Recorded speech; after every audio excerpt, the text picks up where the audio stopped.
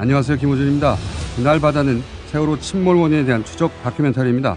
사라진 20분, 사전의 추적, 제대로 밝혀진 것이 아무것도 없는 그날의 진실을 전합니다.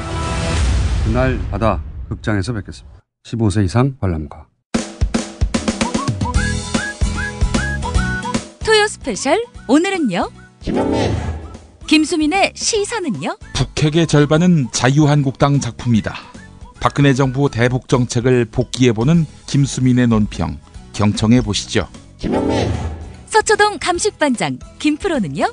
박근혜 정부 때 중국에 있는 북한 식당 여종업원들이 집단 탈북했지만 실은 국가정보원이 개입해 그들을 납치했다는 주장이 제기됐습니다. 김프로와 상세히 짚어봅니다. 오늘 토요 초대석에 나오는 분은요. 4대강 반대로 탄압받던 전 SBS 환경 전문 기자 박수택. 그가 정의당 고양시장 후보로 나섰습니다. 만나봤습니다. 잠시 후 토요 스페셜 김용민 브리핑 시작합니다.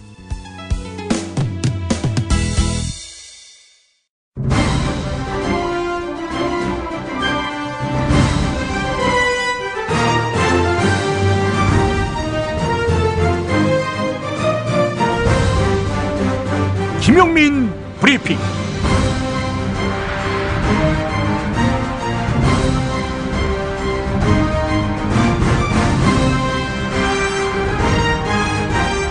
(2018년 5월 12일) 토요일입니다.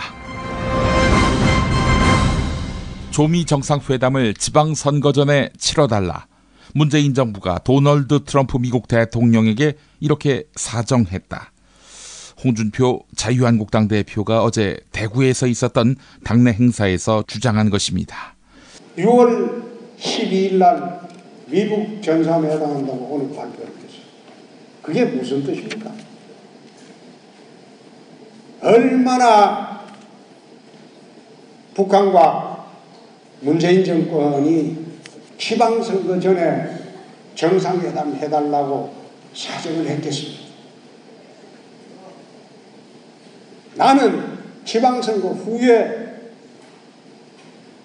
미국 정상회담 하는 것으로 그렇게 알고 있었어요. 근데 얼마나 사정을 냈으면 하루 전날은 이제 싱가포르에서 회담을 한다. 결국은 남북 평화쇼로 여기를 삼서 지방선거를 덮어버리겠다. 가만히 앉아 있어도 더불어민주당의 압승이 예상되는 상황에서 문재인 대통령이 선거일에 맞춰 북미 정상회담이 열리도록 해달라. 이렇게 사정했다니 이건 삼류소설의 줄거리감도 아닙니다. 자유한국당의 모든 사고는 당이 선거에서 이기느냐 마느냐에만 초점이 맞춰져 있는 것 같습니다. 이러다가 선거에서 지면 자유한국당은 미국을 비난할 겁니까? 자유한국당은 또 문재인 정부가 경제를 망쳤다며 심판받아야 한다 이렇게 주장하지만 지금 받아든 문재인 정부의 미진한 경제 성적은 자유한국당 정부 시절의 짙은 그림자가 드리워져 있습니다. 따라서 경제 회복은 좀 더 두고 봐도 되겠습니다만 자유한국당이 어디 그럴 리 있겠습니까? 모든 목적이 선거 승리에 맞춰져 있는데요. 그러다 보니 2년 전 총선 앞두고 북한 사람 12명을 납치해서 총선 승리를 도모하려 했던 것 아닙니까? 선거 후에는 완패한 다음에는 단식으로 투쟁할 게 아니라 단식으로 석고대죄해야 할 일이었다고 자유한국당으로 하여금 뼈저리게 느끼게 해야 할 책무가 국민에게 있는 것 같습니다. 토요일 오늘의 주요 뉴스입니다.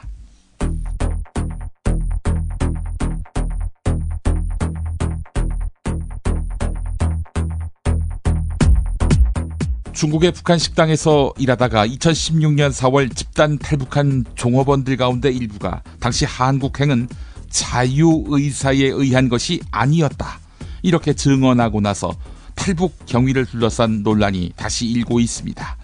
종업원들의 증언이 나오자 정부는 사실관계를 확인하겠다고 밝혔습니다. 통일부 백태현 대변인입니다. 입국 경위, 자유의사 등에 대한 지배인과 일부 종업원의 새로운 주장이 있습니다. 그래서 사실관계 확인 필요성이 있다는 말씀만 드립니다. 마이크 폼페이오 미국 국무장관은 북한이 조속한 비핵화를 위해 과감한 조처를 하면 북한의 번영을 위해 한국과 함께 노력하겠다고 밝혔습니다. 폼페이오 장관은 북한의 비핵화는 혹독한 검증 작업을 요구할 것이라며 강도 높은 검증에 착수하겠다는 방침도 시사했습니다. 대한항공 직원들은 오늘 조양호 한진그룹 회장 일가의 경영 퇴진을 촉구하는 두 번째 촛불 집회를 엽니다. 오늘 저녁 서울역 광장에서 열리는 2차 집회에는 주말인 만큼 전국에 있는 대한항공 직원을 비롯해 한진그룹 계열사 직원과 가족, 일반 시민 등도 대거 참석할 전망입니다. 한국갤럽이 어제 공개한 주간 여론조사에서 더불어민주당의 지지율이 53%를 기록한 것으로 나타났습니다. 자유한국당은 11%, 바른미래당은 8%로 나타났습니다. 문재인 대통령 지지율은 78%로 여전히 압도적인 것으로 조사됐습니다. 이번 조사는 한국갤럽이 지난 8일에서 10일 전국 성인 1,002명을 대상으로 전화조사원 인터뷰 방식으로 진행됐고 표본은 휴대전화 RDD 표본 프레임에서 무작위 추출을 했고 표본 오차는 95% 신뢰 수준에서 플러스 마이너스 3.1%포인트입니다. 자세한 사항은 중앙선거 여론조사 심의위원회 홈페이지를 참고하시면 되겠습니다.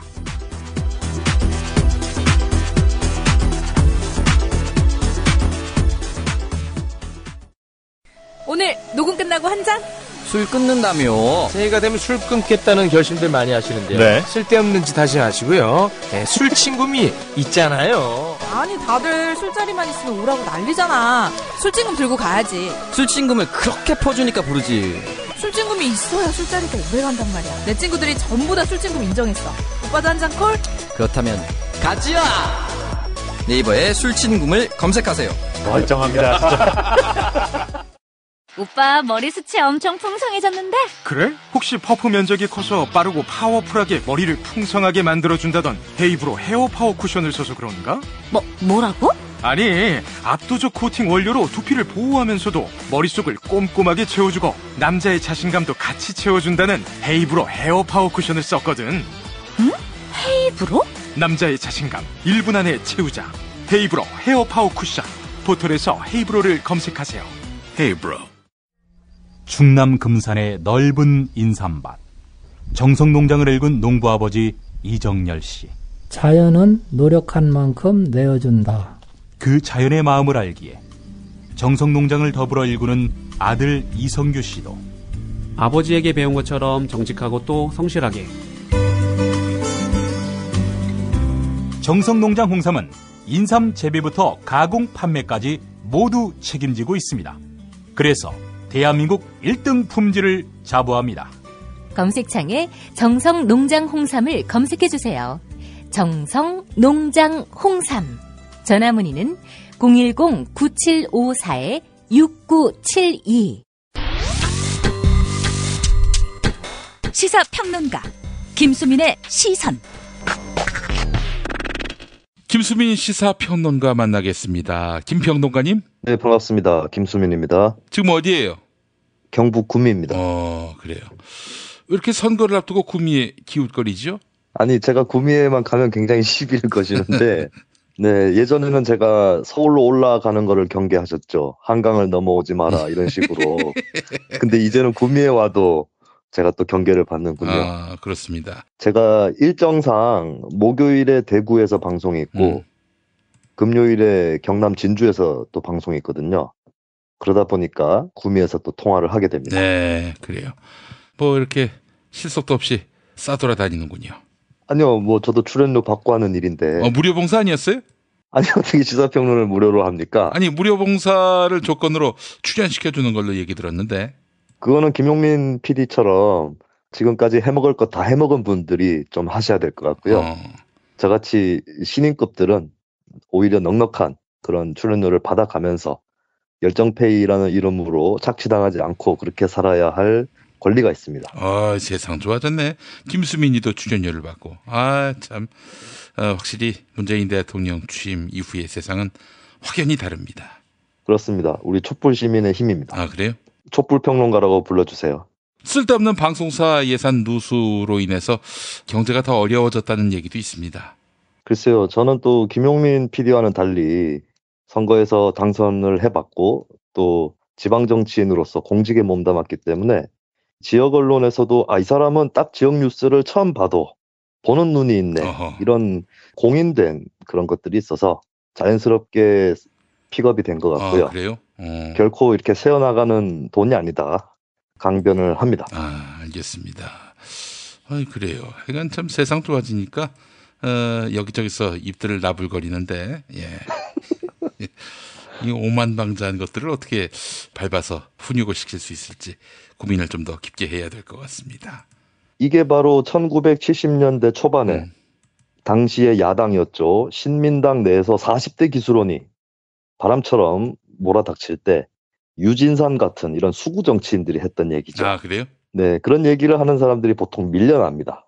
그래서 청취자분들도 김용민 PD의 말로를 잘 지켜보시면 좋겠네요. 지금 대화를 나누고 있는 두 사람 중에 40대가 누굽니까? 김용민 씨죠. 예, 그렇습니다. 40대 기수론. 네. 어디 30대가 와서 까봅니까? 난 30대 때 쿠데타를 일으켰슈. 알겠습니다. 저와 김용민 PD의 관계가 박정희와 김종필의 관계가 될지 아니면 유진산과 김대중, 김영삼의 관계가 될지 이것을 또 청취자분들이 놓치지 않고 보셨으면 좋겠네요. 그래요. 김영삼, 김대중 대 이철승의 관계 이렇게 보면 안 됩니까? 김용민 PD가 이철승이신 아니죠. 거죠? 김영삼, 김대중이고 제가. 이철승이 아니라 이승철로 해주십시오. 노래 부르는 이승철. 네, 그렇습니다. 알겠습니다. 그래요. 오늘 김수민 평론가와 함께 또 무슨 이야기를 나눌지 궁금해하시는 국민들이 한 2명 있습니다. 네, 저하고 김용민 PD하고. 네, 그렇습니다. 자, 오늘 어떤 얘기 준비하셨어요? 네, 지난주에 북한의 김정은 어떤 지도자인가 이런 얘기를 나눴었는데 그에 이어서 이번에도 북한 관련한 얘기를 좀 나눠보도록 하겠습니다. 예, 지난주에는 모처럼 악플이 줄었어요. 악플도 없고 선플도 별로 없더라고요. 선플이 있었지. 선플이 있었으니까 네. 앞으로 조선 얘기만 하라는 그런 시중의 당부가 아니겠는가 하는 생각을 해봤습니다. 그러니까 남한 정치에 대해서는 짓거리지 마라. 이런 얘기 아니겠어요? 그러나 오늘 할 얘기는 결국에는 한국의 정치가 되겠고요. 네, 한국의 정치인데 이제 주제가 조선인 것이죠. 예. 일단 현재 시점에 조미 대화가 상당히 잘 진행이 되고 있는 것 같아요. 예. 억류되었던 미국인들도 석방이 돼서 또 미국으로 돌아가는 분위기고 일각에서는 이란 핵 합의 때문에 조선민주주의인민공화국이 불안해하는 거 아니냐 이런 우려가 있습니다. 저도 이란 핵 합의에서 미국이 트럼프 행정부가 탈퇴를 한 것이 현명하다고 생각하지는 않고요. 불만이 있다면 수정을 하는 정도로 영국이나 프랑스에서 제안했던 대로 가는 게 좋지는 않을까 생각을 하는데 다만 이것 때문에 조미 대화가 어려워지지는 않을 것 같아요. 이것 때문에? 네, 조미 대화가 잘 풀릴 것 같으니까 트럼프가 거꾸로 이것을 활용해서 이란을 억압하기 위해서 그 반대 방향이라는 것이죠. 세간에서 우려하시는 거는 이란 핵 합의를 지렛대로 해서 북한을 압박하는 것이다. 이렇게 보는 사람들이 있지만 저는 거꾸로라고 봅니다. 그래서 조미 대화에는 대세에 지장이 없을 것이다. 오히려 조미 대화에서 트럼프가 자신감이 생겼고 여기서 얻어낼 성과가 굉장히 클 것이기 때문에 그러면 이란 너네들도 이 성과에 따라라. 라고 하는 그런 쪽으로 앞으로 전개될 가능성이 더 높아 보여요. 그러니까 지금 이란 비핵화 프로젝트에서 미국이 빠진 것은 일시적인 액션일 뿐이다. 그렇습니다. 그러니까 조건을 더 미국 쪽에 더 낮게 해서 합의를 하고 싶은 건데 합의를 수정하는 게 어려워 보이니 일단은 파기시켜놓고 재협상을 하는 전철을 밟지 않을까. 우리가 예전에 한미 FTA 관련해서도 좀 문제가 있다고 했을 때 그 당시에 2012년 총선 때 민주당에서는 재협상을 해보고 정 안 되면 파기를 검토하겠다라는 입장이었었는데 또 한쪽 편에서는 그럴 바에는 차라리 파기부터 해놓고 재협상을 하는 게 낫지 않을까. 그게 재협상에 더 무게가 실리지 않을까라는 입장도 있었듯이 트럼프도 이란 핵 합의를 그냥 파기시켜놓고 계속 세월을 보낼 것이 아니라 다시 재협상해서 유리한 고지를 선점하기 위해서 파기를 시킨 것이고, 그리고 이번에 조선과의 그 합의를 잘 이끌어내서 자, 이 정도까지 합의했는데 이란은 왜 이렇게 못하냐, 이렇게 끌고 가려고 한다고 저는 보고 있습니다. 그래서 이란 핵 합의 때문에 조미 대화가 결렬되거나 부정적인 전망이 드리워지거나 그렇다고 보지는 않습니다. 미국하고 이란 사이의 합의는 오바마 행정부 때 이루어진 거 아니겠습니까? 그래서 제 생각에는 오바마 합의를 리셋하고 트럼프 표 합의로 이것을 바꾸기 위한 그 의도가 아닌가, 이렇게 풀이됩니다. 그렇죠. 뭐 트럼프의 신념이라는 것이 전임자들이 똑바로 하면 되는데 잘 안 돼가지고 지금까지 문제가 넘겨져 왔다라는 거라서 열심히 하면 되는데 왜 안 했어? 나는 할 수 있다는 걸 보여줄게. 뭐 이런 식으로 가고 있는 것이죠. 중동에서도 그렇고 한반도에서도 그렇고. 네. 그래서 어쨌든 이란 핵 합의 문제 때문에 조미 대화를 걱정할 필요는 없을 것 같고요. 그리고 이 말이 정말 맞는 말인 것으로 결과적으로 판명이 났다고 봐요. 어떤 거냐면 조선민주주의인민공화국 입장에서 핵을 없애기 위해 만들었다라고 하는 말을 요즘에 흘리고 다닙니다. 근데 결국에는 지금 이렇게 핵 폐기의 수순으로 가게 되는, 물론 그 단계에서 고비들이 있겠지만 전격적인 결단을 내린 것이고, 그래서 제가 오늘 드리고 싶은 얘기는, 자, 우리가 자유한국당 정권에서 해방된 지 한 1주년이 됐어요.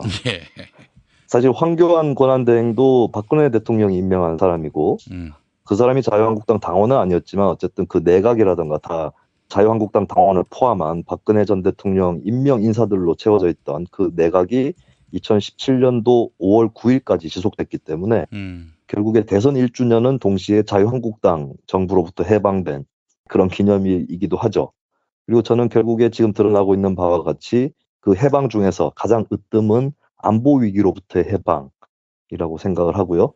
그런 의미에서 저는 오늘 과감하게 말씀드릴 것은 북한 핵실험은 절반은 자유한국당의 작품이다 라고 하는 것입니다. 자유한국당이 결과적으로 북한 핵실험을 막지 못했다라는 의미가 아니라 자유한국당이 적극적으로 북한이 핵실험을 하게 만들었다라고 하는 그런 것이고요. 그래서 좀 과거를 돌아보면서 또 박근혜 정부 때도 한번 돌아보는, 그리고 좀 의문이 해소되지 않는 것들이 있는데 그런 것들을 한번 짚어보는 시간을 가져보면 좋겠습니다. 북한의 그 핵 역사를 보면 일단은 1991년도에 한반도 비핵화 남북 공동선언을 했다가 1993년도에 NPT 탈퇴를 선언하면서 북한 핵 위기가 시작이 되는 것이죠. 그런데 보면은 그래도 이제 김일성이 죽기는 했지만 1994년도 11월에 핵 활동 동결 선언을 조선에서 하게 되고 그러면서 쭉쭉 흘러와요. 그러면서 이게 뭐 김정일로 권력이 승계되면서 핵실험을 할 여력이 안 돼서 그런 측면도 있을 것이고, 또 여러 가지 경제 사정도 어려웠고, 마침 또 1997년도에 한국에서는 평화적 정권 교체로 더 평화지향적인 정부가 들어섰기 때문에 이것만 봐도 일단은 조선 핵실험의 역사가 한반도의 남한 정부의 기조하고 많이 연관이 돼 있다라고 볼 수 있고요. 그 이후에 더 잘 드러나는 것이, 일단 그러면은 왜 그러면 2002년도 12월 12일에 핵 동결을 조선이 해제하게 되는가? 이건 김대중 정부의 책임이 아닌가라고 뭐 반문할 수도 있겠지만, 어쨌든 그때는 또 미국 정부가 클린턴 정부 때 한창 북한이랑 좀 유화적으로 잘 해보려고 했던 클린턴 정부 끝나고 부시 정부가 들어서면서 의도대로 풀리지 않는 것이죠. 그래서 이거는 뭐 한국 정부보다는 미국 정부의 책임이 더 컸다고 볼 수가 있겠고요. 그렇지만은 또 노무현 정부 때도 조선의 어떤 그 핵실험이라든가 이게 계속 됩니다. 우리가 다 알고 있지만 2006년도에 또 제1차 핵실험이 또 있었고요. 그렇지만 어쨌든 노무현 정부도 계속해서 중간중간에 고난을 감수하면서 노력을 하게 됩니다. 그래서 핵실험을 막지는 못했지만 그 전에 2005년도에 핵무기를 포기하겠다는 내용이 담겨져 있는 9.19 공동성명이 나왔었고, 그리고 제1차 핵실험 이후에도 굴하지 않고 결국에는 계속되는 합의와 그런 협상들을 통해서 2007년도에 원자로를 폐쇄하고 핵 불능화를 하겠다라고 또 합의를 하게 되는 것이죠. 아시다시피 잘 살펴보면은 지금까지 조선에서 있었던 핵실험이 6차례였는데 6차례 중에서 4차례가 자유한국당 정권에서 있었다는 것입니다. 자, 그렇다면은 조선민주주의인민공화국 입장에서 어쨌든 핵 보유를 최종적으로 영구적으로 하지 않더라도 협상에라도 쓰기 위해서 핵실험 카드를 만지작거릴 때 이 자유한국당 정부가 들어섰는데 협상이 제대로 되지 않기 때문에 어떤 대화 여지가 별로 없고, 그리고 미국 행정부도 태도의 변화가 별로 없기 때문에 그렇다면 그냥 핵실험 하지 뭐, 이렇게 된 거 일단 핵을 가지자라고 갈 수밖에 없는 것이죠.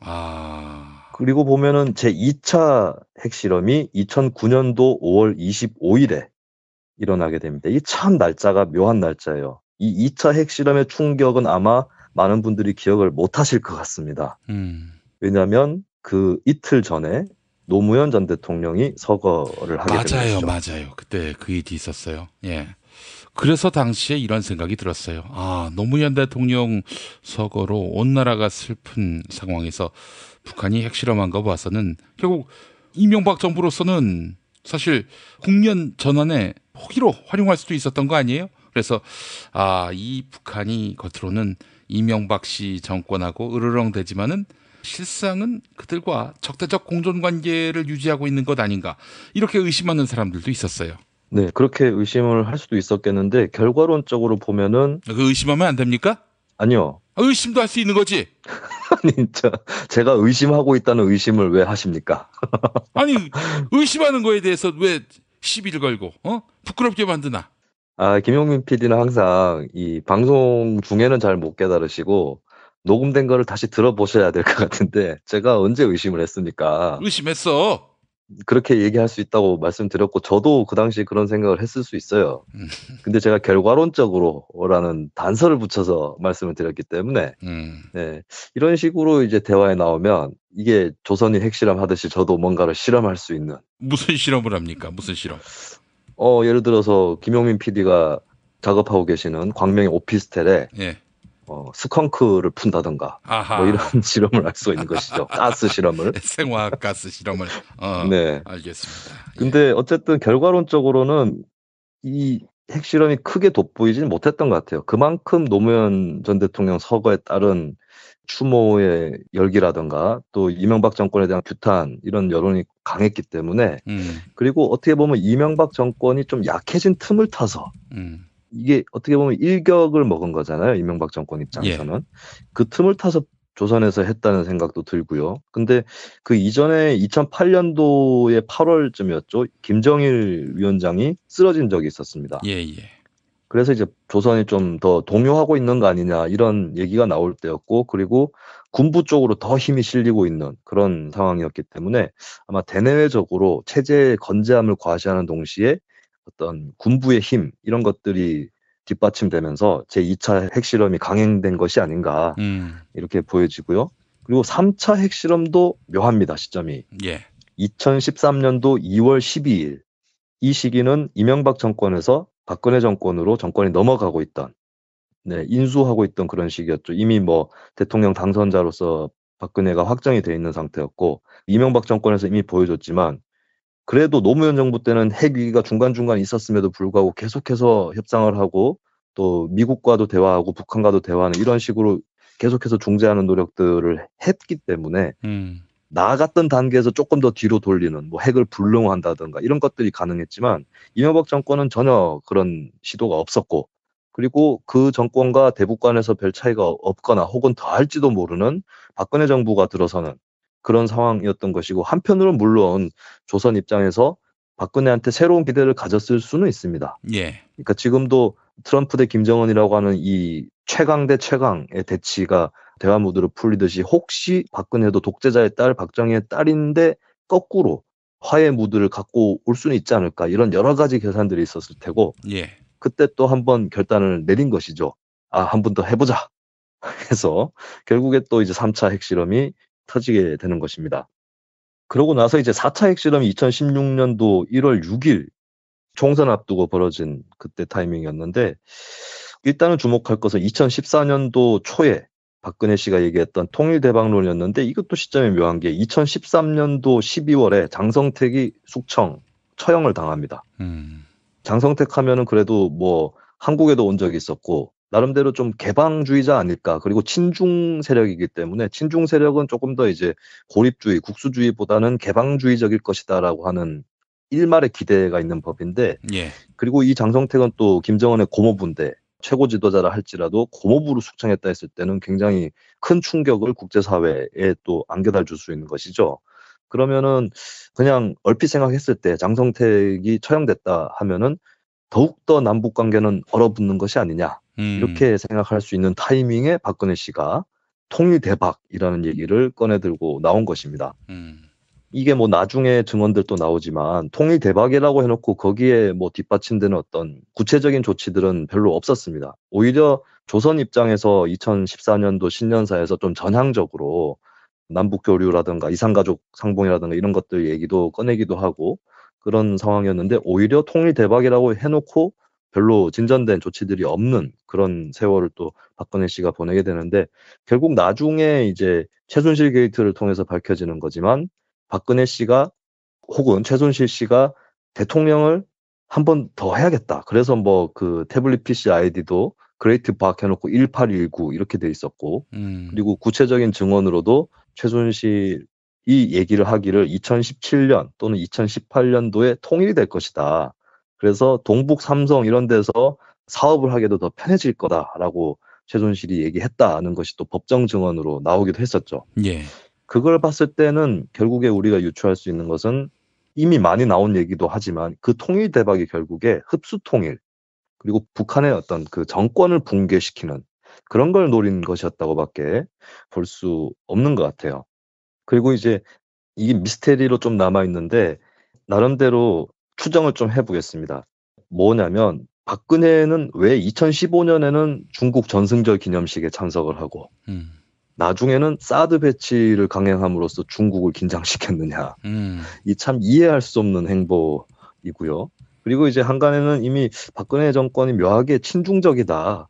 그런 지적이 또 나오기도 했었습니다. 국정원 쪽 인사가 그런 증언을 하기도 했었고 이건 뭐 더 확인이 필요하겠지만 예. 그리고 나중에 또 주간경향에서 보도를 했지만 과거에 이제 박근혜 씨가 김대중 정부 때 조선에 가서 김정일을 만난 적이 있었는데 그때도 보면은 유럽 코리아 재단이라든가 뭐 장자크 그로아라고 하는 사람이라든가 주선을 하게 되고 나중에 또 밝혀졌지만은 그쪽을 통해서 뭐 김정남, 장성택 쪽하고도 라인이 있었다. 그 장자크 크로아라는 사람은 이 방송 들으시는 분들 대다수가 모를 이름인데 그냥 막 지어낸 이름은 아니죠? 아닙니다. 이 방송 들으시는 분들이 많이 아실 것 같은데요.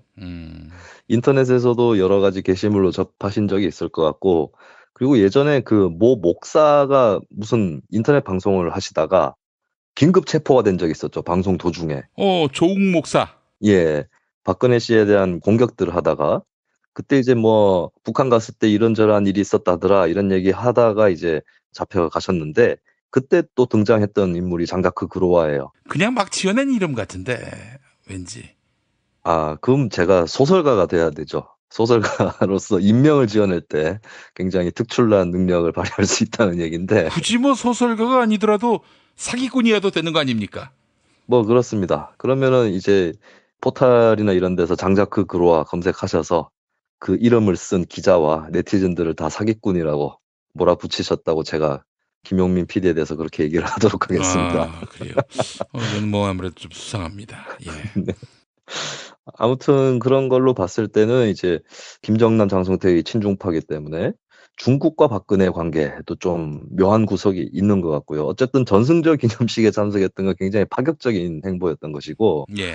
그때 오히려 조중 관계는 대단히 나빴습니다. 그 당시에 김정은 위원장이 최룡해를 중국으로 보내면서 역사가 어떻게 바뀌었는지 보여줘라 이렇게 좀 화가 난 상태에서 얘기했다는 얘기도 있고요.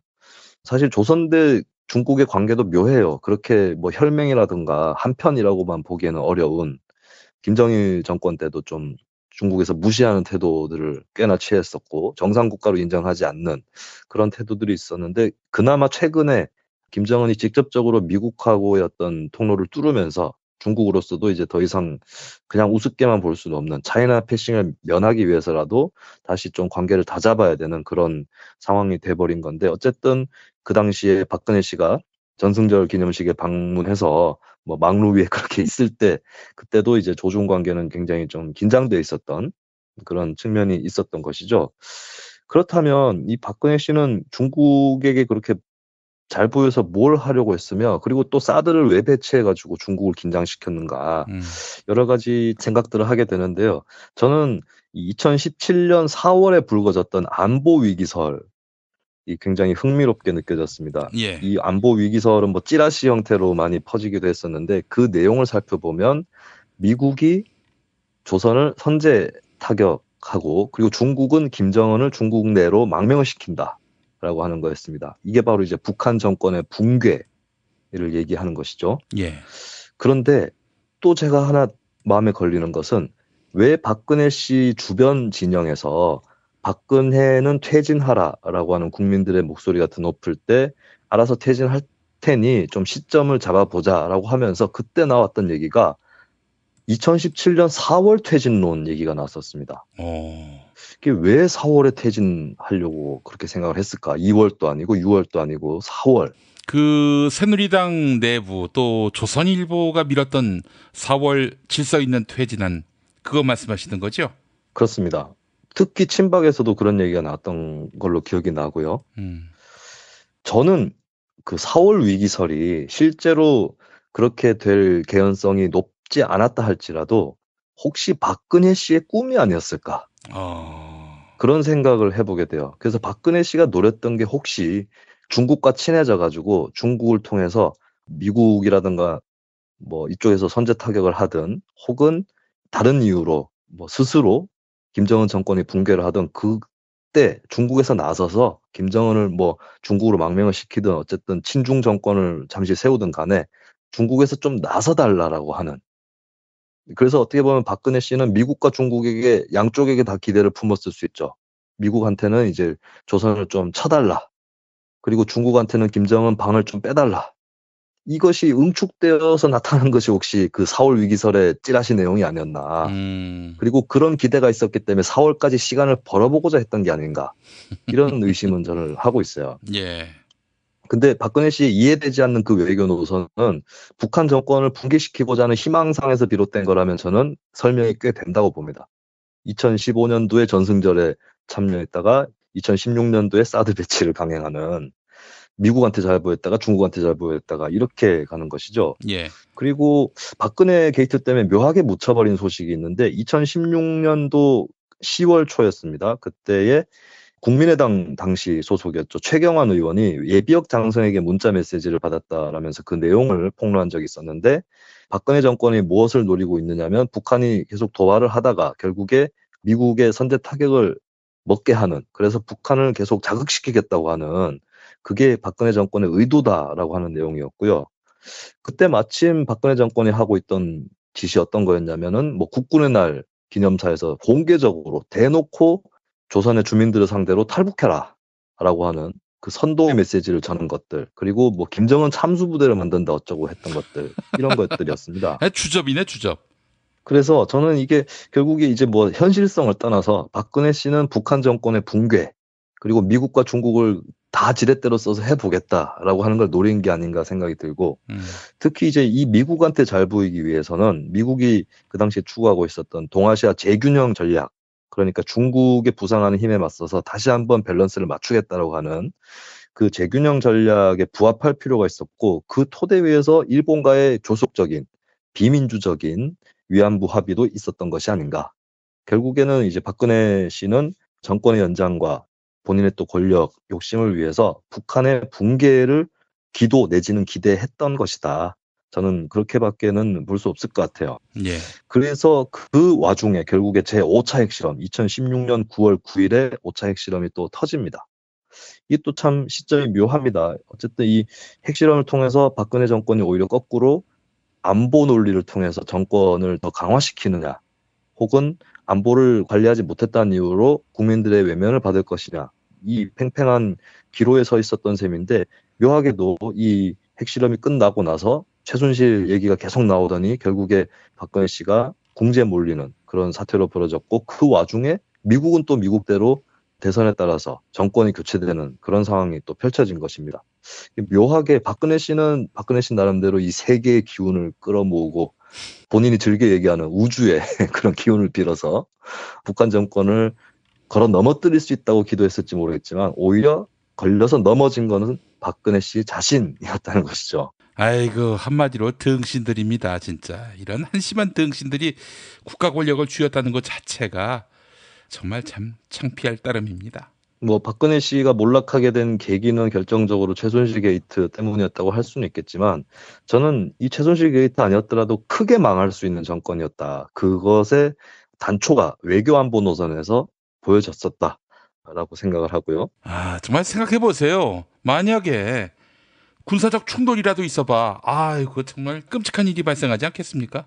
그렇습니다. 그리고 박근혜 씨는 결국에 그런 군사 충돌을 감내했던, 제가 제기했었던 그 의혹이라든가 소개드렸던 그 내용들이 사실이 아니라 할지라도 어쨌든 그때그때 취했던 그 행보들을 봤을 때 뭐 개성공단 폐쇄도 그렇고 이런 것들을 종합해서 보면은 그러고도 남을 만한 개연성을 충분히 갖고 있는 정권이었다는 것이죠. 그리고 그 정권은 뭐 지금 자유한국당이 박근혜 씨하고 일행이 아닌 척하고 있는 그런 쇼를 하고 있지만 이것이야말로 위장쇼인 것이고 어쨌든 간에 자유한국당은 새누리당, 한나라당의 후신 정당입니다. 법통으로도 명확하게 후신이고 뭐 달라진 것이 없습니다. 그렇다면은 우리는 이제 자유한국당 정권이 지난 핵실험의 대다수에 대해서 책임을 질 뿐더러 그들 정권의 태도와 정책에 의해서 오히려 조선의 핵실험이 더 뒷받침되거나 혹은 조선이 핵실험을 했던 그 역사를 다시 돌아볼 수 있다는 것이죠. 그렇다면 앞으로 자유한국당 같은 정권이 또다시 들어선다면 뭐 예전의 태도 그리고 현재 태도가 그대로 유지되는 이상은 그냥 레짐 체인지, 어떤 정권 붕괴 이런 것만을 노리고 갈 것이냐 했을 때 또다시 과거의 핵실험과 같은 그런 참사들이 계속해서 벌어질 수밖에 없는 것이고 그 점을 또 자유한국당이 정권을 잃은 1주년을 기념해서 다시 한 번 더 말씀을 드릴 수밖에 없고요.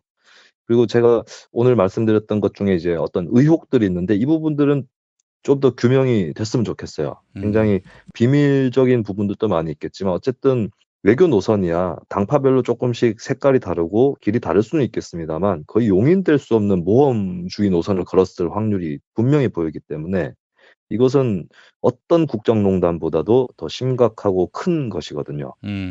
그래서 이 박근혜 정권의 그 외교안보 노선에 안개처럼 깔려있는 이 미스테리 이것들도 앞으로 좀 많이 규명이 됐으면 좋겠다는 생각이 듭니다. 그리고 나중에 몇십 년 지나서 미국이라든가 이쪽에서의 기밀 문서가 풀리게 되면 더 많은 내용이 또 나오지 않을까 그렇게 생각이 되고 어쨌든 대북 선제 타격을 노린 듯한 그런 의혹 그리고 정권 붕괴를 꾀했다 이런 것들이 좀 규명이 더 됐으면 좋겠습니다. 예, 알겠습니다. 조선을 알려고 하면은 상당 부분이 이제 파악이 됩니다.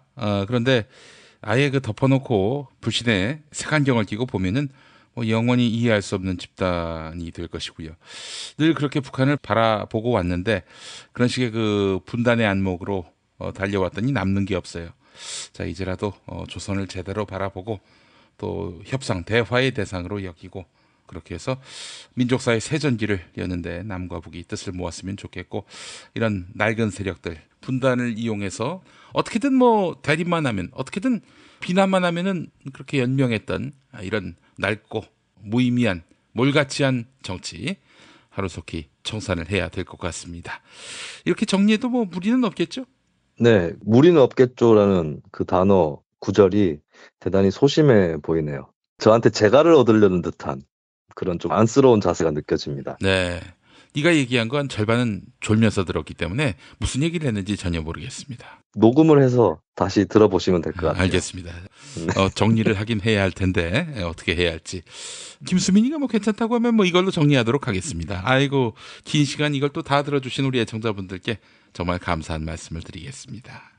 네, 저도 김용민 씨를 상대로 이렇게 또 구체적인 내용을 얘기하느라 제 자신에게 참 수고했다라고 말해주고 싶네요. 네, 알겠습니다. 이런 김수민이하고 함께 방송하는 저 자신에게도 심심한 위로의 뜻을 표하는 바입니다. 네, 이런 김용민 PD의 방송에 제가 게스트로서 이름을 올리는 것이 괜히 그 이라크 전쟁에 파병을 해가지고 동맹국으로서 명분을 이렇게 올려줬던 그런 좀 한국 정부의 아픈 역사가 떠오르는 예, 그런 장면이기도 합니다. 예. 그런 너하고 월요일부터 뉴스관장을 다시 해야 합니다. 애청자 여러분들께 사과의 말씀을 드립니다. 네, 저는 또 김용민 PD 방송에 계속 같이 이름을 올려야 하는 것이 부시 정부의 억지로 일으켜진 그 이라크 전쟁의 동맹국이라서 좀 불가피한 성격도 있었다고 당시 정부가 얘기했었지만 하기 싫은 파병을 해야 했던 그 한국 정부의 아픔이 떠오르는 그런 일인 것 같아요. 그만해 이 새끼야. 이 새끼 너무 귀여울라. 예, 월요일날 제가 CVID 반드시 더 이상 김용민에게 도발하지 않겠다는 약속을 확실하게 받아내겠습니다. 지금 저희의 관계는 트럼프와 김정은의 관계도 아니고 네. 이 약간 시진핑과 김정은의 관계하고 더 비슷하지 않나. 네가 김정은입니까? 그런 것 같아요. 나이가 깡패다라는 식으로 몰아붙이는 게 시진핑 아니겠습니까? 알겠습니다. 아이고, 저와 그 김수민의 관계는 마치 김정은과 아베의 관계가 아니겠는가 하는 생각을 또 해보게 됩니다. 누가 아베인가요? 네가 아베입니다. 그런가요? 예. 예, 납치된 사람들 빨리 돌려주십시오. 네. 돌려주는 게 아니라 납치 문제 사과하시고. 네. 닥치시고. 자, 월요일 날 뵙도록 하겠습니다. 자, 김수민 변호가 수고하셨습니다. 네, 고맙습니다. 다이어트는 결국 먹는 게 문제다! 문제긴 하지. 매끼 식단 챙기기도 번거롭고 빼도 금세 다시 찌고. 아직도 몰라? 비타샵 다이어트를 해봐.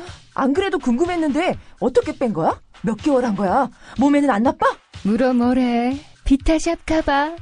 같이 해. 1522-6648 혹은 비타샵을 검색해주세요. 도보다리 정상회담 시간에 새싹당 콩차를 한 잔씩 드셨다면 얼마나 좋았을까.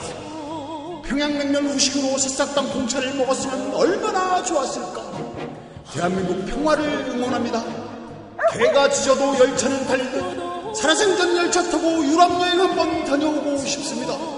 그렇게 좋은 시절 올 때까지 건강해야 합니다. 그때까지 함께 합시다. 시원하게 드시면 더욱 좋은 내 몸의 적폐청산 새싹당 콩차. 전창걸몰닷컴 전화문의 070-8635-1288. 운전자를 위한 꿀팁 7,000원 운전자 보험 카페. 알고 계세요? 교통사고가 나면 형사합의금, 벌금, 변호사 비용 이거 자동차 보험에서는 보장 못해요. 운전자 상해까지도 책임져드리는 7,000원 운전자 보험 카페. 버스, 택시, 트럭 등 영업용 차량 운전자를 위한 12,500원 운전자 보험 카페도 있습니다. 실손, 부모님 건강, 자녀 보험도 안내해드립니다. 02849-9730 연중무휴라 언제든 02849-9730. 아이고 무릎이야. 주사도 맞고 무릎 보호대도 이것저것 써봤는데 효과가 없네. 무릎펜 몰라? 무릎펜? 무릎펜이라고 이번에 새로 나온 무릎 관절 보호대야. 우리 부모님도 무릎펜 사용하시고 운동하는 재미에 푹 빠지셨어. 어디서 살 수 있어? 네이버에서 무릎펜을 검색 후 쇼핑몰에서 구매하시고 상담은 010-2255-4489 최 과장을 찾아주세요. 서초동 감식반장 김프로.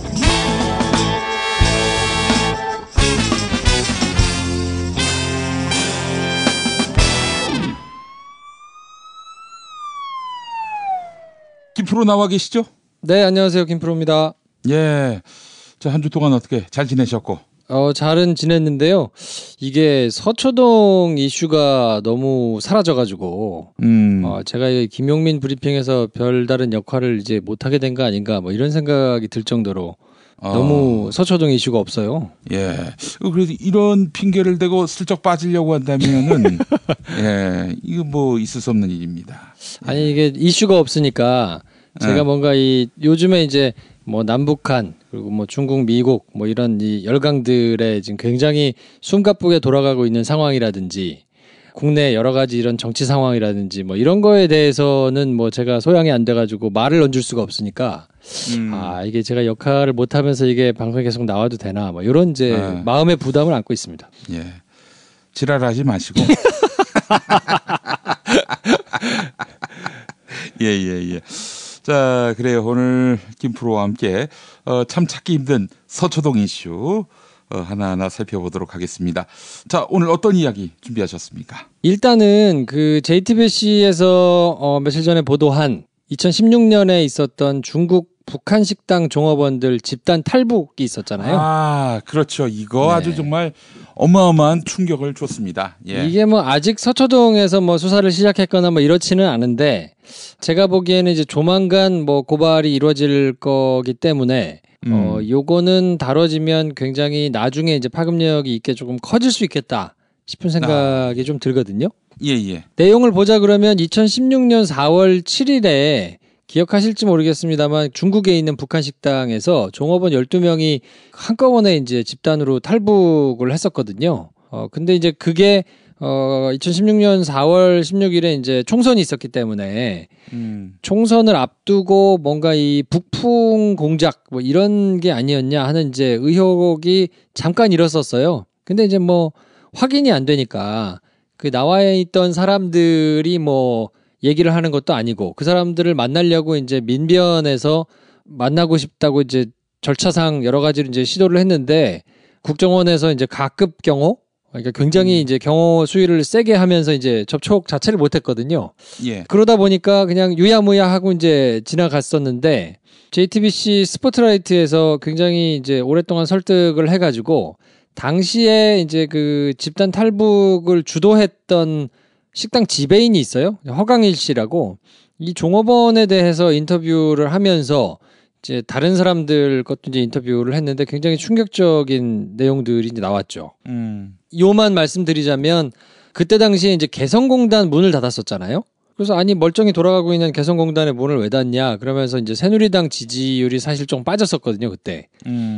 그러니까 이제 이게 도대체 중국에 있던 북한 식당에서 종업원들이 한꺼번에 탈북을 한 게 이걸 뭘 뭐 어떻게 어떤 식으로 이걸 뭐 공작을 했다는 건가 조금 갸우뚱하신 분들이 계실 텐데 쉽게 얘기하면 당시에 개성공단 문을 닫으면서 이게 도대체 멀쩡한 개성공단을 왜 닫아가지고 우리 국민들 재산만 잃고 이 도대체 뭐 하는 거냐라고 이제 지지율이 확 빠지니까 뭔가 북한 내부에서 굉장한 소요 사태가 지금 일어나고 있고 그거를 이제 대북 제재를 강화하고 우리 정부에서도 세게 드라이브를 걸고 그러니까 집단적으로 동요하는 움직임이 지금 일고 있다. 그러니까 우리가 잘하고 있는 거다라는 이런 쇼잉을 좀 하기 위해서 국정원이 주도가 돼가지고 이 사람들 12명이 사실 진짜로 오고 싶어가지고 집단적으로 탈북을 한 게 아니고 거의 이제 납치에 가깝게 본인들이 어디로 가는지도 잘 모르고 본인이 명확한 의사가 있는 상태가 아닌 상태에서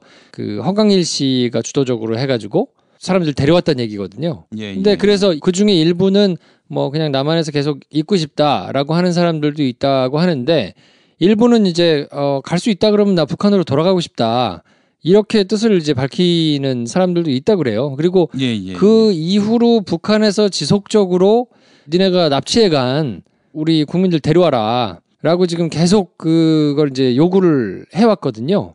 근데 이제 우리 입장에서는 이런저런 전후 맥락을 모르니까 아니 도대체 그냥 자기들이 알아서 탈북한 걸 왜 우리한테 뒤집어 씌워가지고 자꾸 납치해갔다고 사람들을 돌려달라 그러나 그걸 탈북자들 우리가 어떻게 돌려주냐 이렇게 이제 생각을 했었는데 실제로 본인들 중에 그 12명 중에 본인의 의사와 상관없이 온 사람들이 있고 일부가 돌아가고 싶다 그러면 이거는 국제적으로도 굉장히 큰 이슈가 될 수 있고 지금 한참 남북한이 지금 이렇게 저렇게 협조를 해가지고 좀 새로운 시대를 좀 열어보자 이러고 있는 마당에도 나름대로 굉장히 큰 걸림돌이 될 수 있기 때문에 보도가 나간 이후에 뭐 정부 입장, 뭐 정부는 지금 딱 부러지는 그런 입장을 지금 내놓지는 않고 있거든요. 왜냐하면 이걸 뭐 얘기하기가 지금은 약간 애매할 수 있으니까. 근데 이걸 언제까지 이렇게 계속 미루고 있을 수는 없을 것이고 또 이거에 대해서 민변이랑 뭐 이런 데서 고발을 할 생각에 있기 때문에 그러면 당장 이걸 이제 국정원이 선거에 개입한 게 되잖아요. 그러니까 이제 그렇죠. 공직선거법 위반이 되면 뭐 국정원 댓글 사건이나 이런 거에서 보셨듯이 굉장히 이제 엄하게 중하게 처벌을 받는 사안이 될 수 있고, 또 이제 북한종업원의 경우에 하나 센터에다가 이 사람들을 데려다 놓고 외부인 접촉을 못하게 하고 막 이렇게 되면 본인의 의지로 온 사람 같으면 상관없지만 그렇지 않은 경우는 이제 감금죄가 될 소지도 있기 때문에, 그러면 이제 이런 기획 탈북에 문제가 된다 그러면 박근혜 전 대통령, 이병기 전 청와대 비서실장, 뭐 이병호 전 국정원장부터 시작해가지고 뭐 통일부 장관, 국정원 관계자들 이런 사람들이 전부 다 이제 문제가 될 수 있거든요. 그러면 이게 사실 작지 않은 사이즈의 수사이기 때문에 전직 대통령 혹은 뭐 대통령까지, 아니 물론 이제 대통령의 재가가 없으면 이건 진행될 수 없는 사안이기 때문에 당연히 대통령이 문제가 될 텐데, 뭐 꼬리 자르기를 자기들끼리 한다고 하더라도 최소한 국정원장, 청와대 비서실장 이 정도에서는 진두지휘를 했을 거기 때문에, 이러면 이제 다시 한번 굉장히 큰 게이트급 사건이 서초동에서 이제 수사가 진행될 가능성이 다분하거든요. 그래서 이거는 참 시기의 문제일 뿐이지 굉장히 커다란 사건이 또 다리를 틀고 지금 준비를 하고 있다, 이렇게 보셔도 무리가 없는 사건이 아닌가 싶습니다. 이게 정말 사실이라면 국기문란 사건 아니겠어요? 아유, 그럼 이 말도 안 되죠. 이건 좀 언제까지 이렇게 북풍으로 공작을 해가지고 선거 전에 이렇게 새머리 해가지고 선거하고, 이게 언제적 수법인데 이거를 이런 식으로 지금까지 먹힌다고 생각하고 하고 있었다는 것 자체가 말도 안 되는 일이죠. 네. 근데 지금 이거를 국정원이 획책했다는 증언 아닙니까? 한마디로 얘기해서. 그렇죠. 네.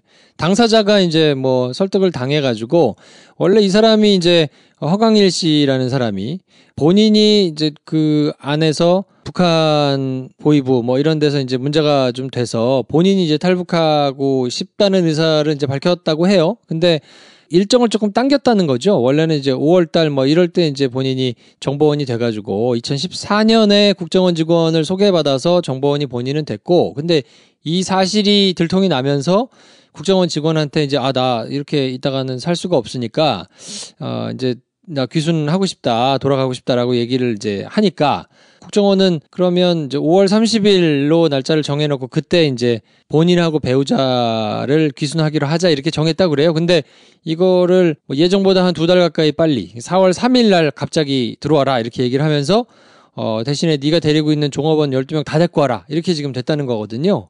그러니까 사실 이 사람은 뭐 탈북을 해가지고 대한민국에 올 의사가 충분히 있었지만, 본인이 이런 식으로 사람들을 그냥 뭐 의도와 상관없이 본인 의사와 상관없이 이렇게 다 데리고 올 마음은 아니었던 건데, 뭐 이렇게 지금 왔다고 하니까 이거는 도의적으로도 문제가 되고 국제적으로도 우리나라에서 굉장히 좀 명분이 없어질 얘기가 돼버린 거잖아요. 뭐 북한 사람들을 납치한 셈이 되니까.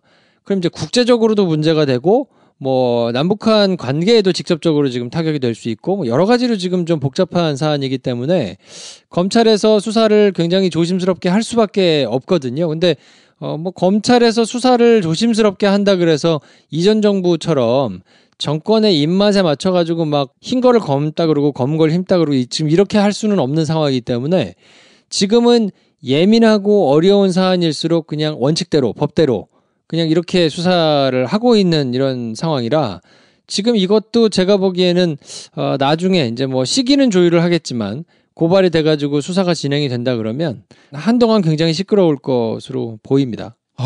이 참 심각한 문제인데, 결국에는 총선에서 새누리당 승리를 도모하기 위해서 이런 공작을 벌였다는 의심이 가능한 거 아니겠어요?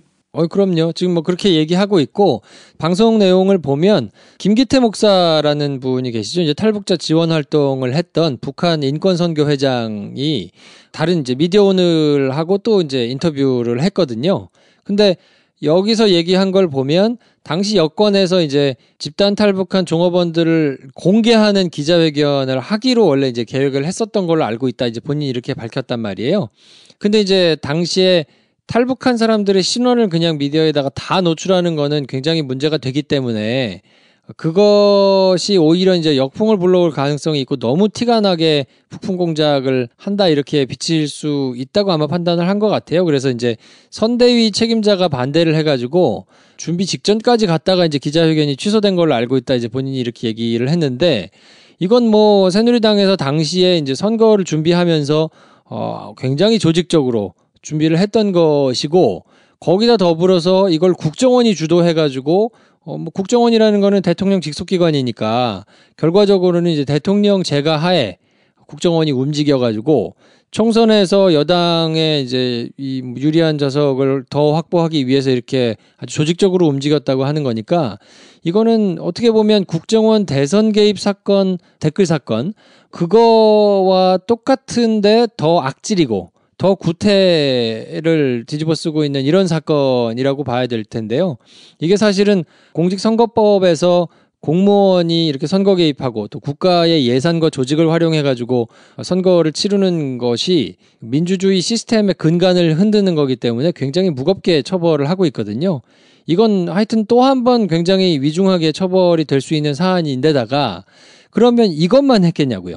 지금 드러나서 이상하다라는 의혹이 한번 일었던 사건이어서 언론이 찾고 설득하고 해서 지금 밝혀진 사건인데 검찰이 만약에 수사를 하기 시작해가지고 뭐 이렇게 잡들이를 하기 시작하면 이것만 있지는 않았을 거란 말이에요. 왜냐면 지금 뭐 최근에 막 드러나고 있는 것들이 뭐 포청천인가요? 뭐 팀 이름도 참 구린데 뭐 박원순 시장부터 시작해가지고 권한숙 여사니 뭐 이런 하여튼 전방위적으로 뭐 자기들이 좌빨이라고 찍은 사람들에 대해서는 가릴 거 없이 사찰하고 다니고 막 이제 이런 것들도 이제 막 드러나고 있잖아요. 그러니까 북한을 상대로 해서 뭔가 북풍 공작 이런 걸로 한번 새머리를 해보자라고 기획을 해가지고 자기들끼리 막 이렇게 그냥 뭐 짜고 치는 고스톱으로 언론 활용해가지고 했던 것들이 저는 이 사건 하나만으로 그치지는 않을 거란 말이죠. 왜냐하면 이거를 주도적으로 맡아가지고 했던 팀이 있을 거고 그런 팀이 있다고 한다면 이 사건만으로 끝나지는 않을 거기 때문에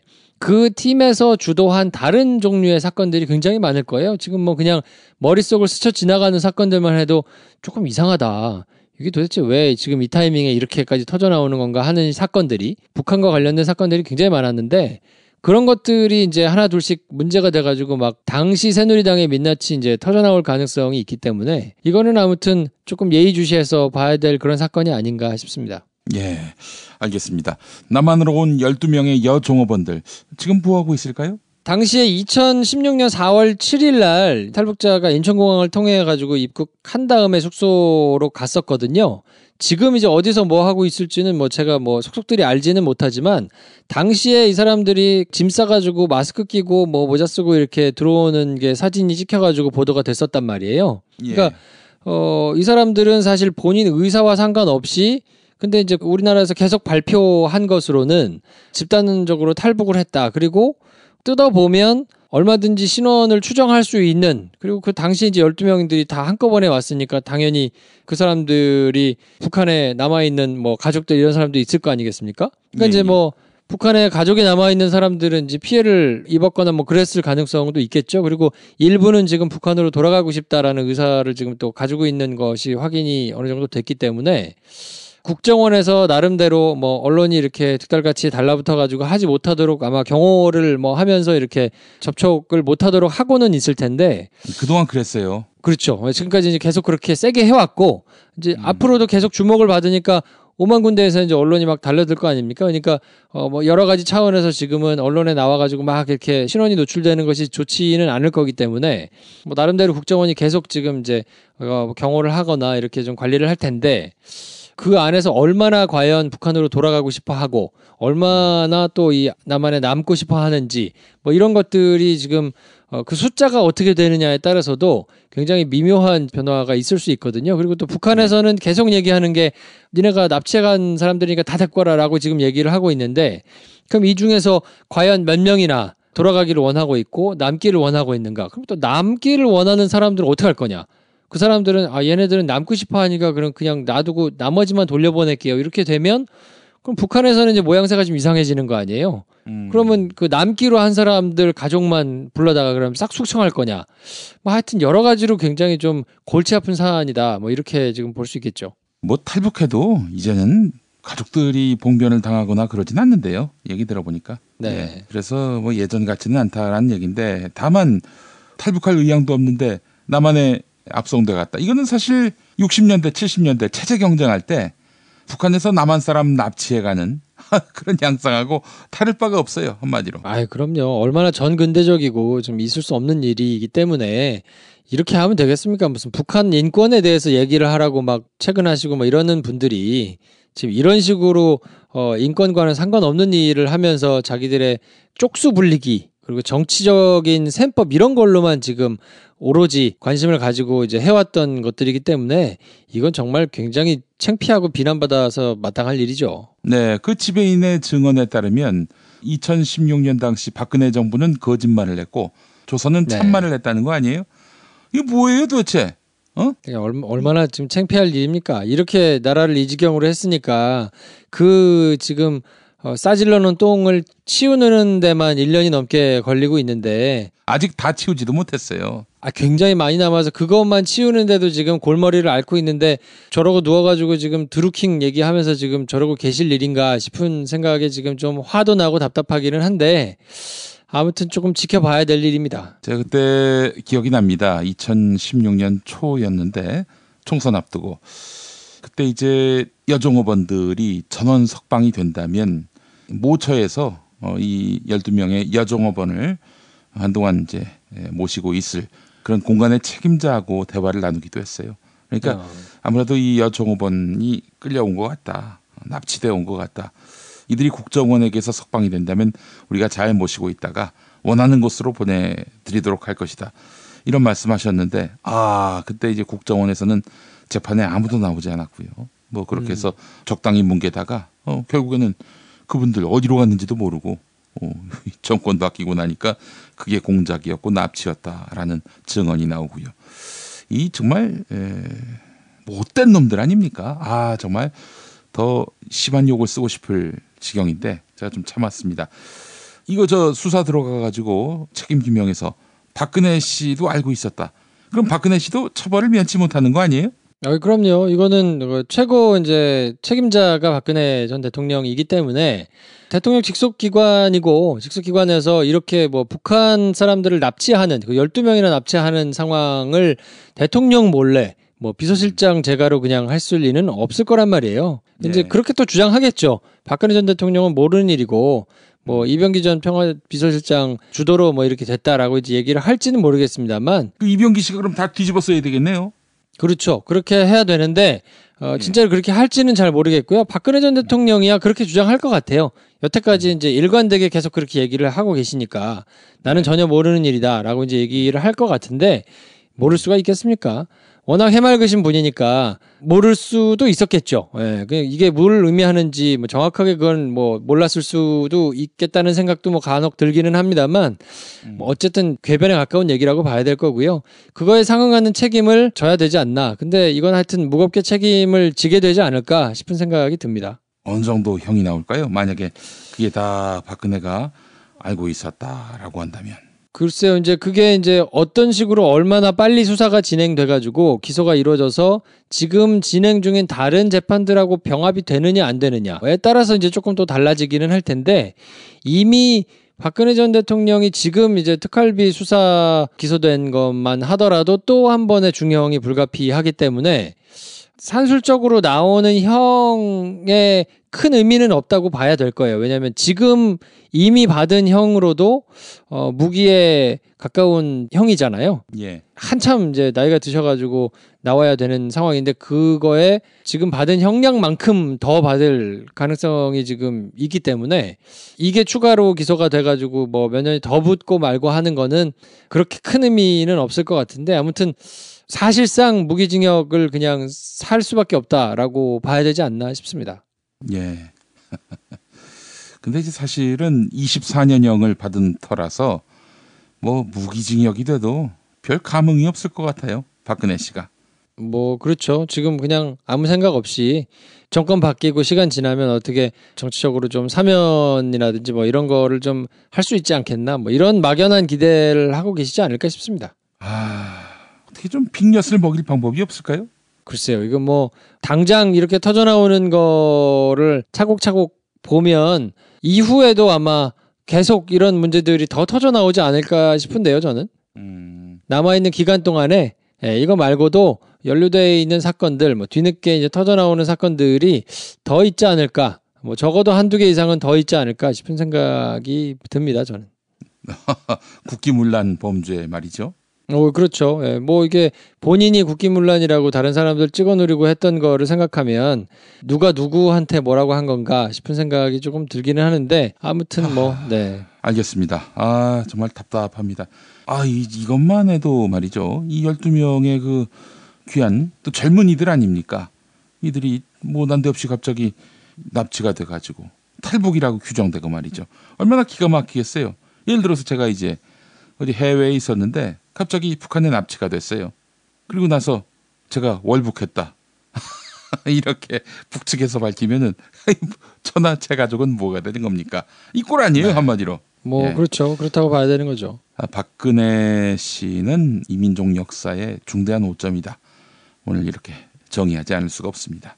비단 박근혜 전 대통령뿐만 아니고 당시 새누리당으로서 여당을 이끌었던 많은 분들, 또 선거를 진두지휘했던 분들, 속해가지고 선거에 참여했던 분들, 뭐 이런 사람들이 전부 다 굉장히 역사적으로 오점을 안게 되는 셈이니까 저는 그 사람들을 하나하나 다 찾아가지고 엄하게 책임을 따져 물어야 되는 거 아닌가 싶은 생각이 들거든요. 왜냐면 지금 저렇게 무슨 뭐 마치 국정원에서 뭐 이렇게 부품 공작하고 댓글 조작해가지고 세금과 예산과 뭐 이런 거를 사용해가지고 선거에 조직적으로 개입해가지고 했던 그런 거를 했던 사람들이 아니 드루킹 특검 받으라고 뭐 여론 조작한 게 마치 자기네들이 했던 것과 똑같은 그런 무게의 뭔가 잘못을 한 것처럼 좀 보이게 하기 위해 가지고 저렇게 생떼를 쓰고 막 악다구니를 쓰고 있는 모습을 보면 그러면서 나와가지고 방송에서는 언론이 다뤄준다는 것 때문에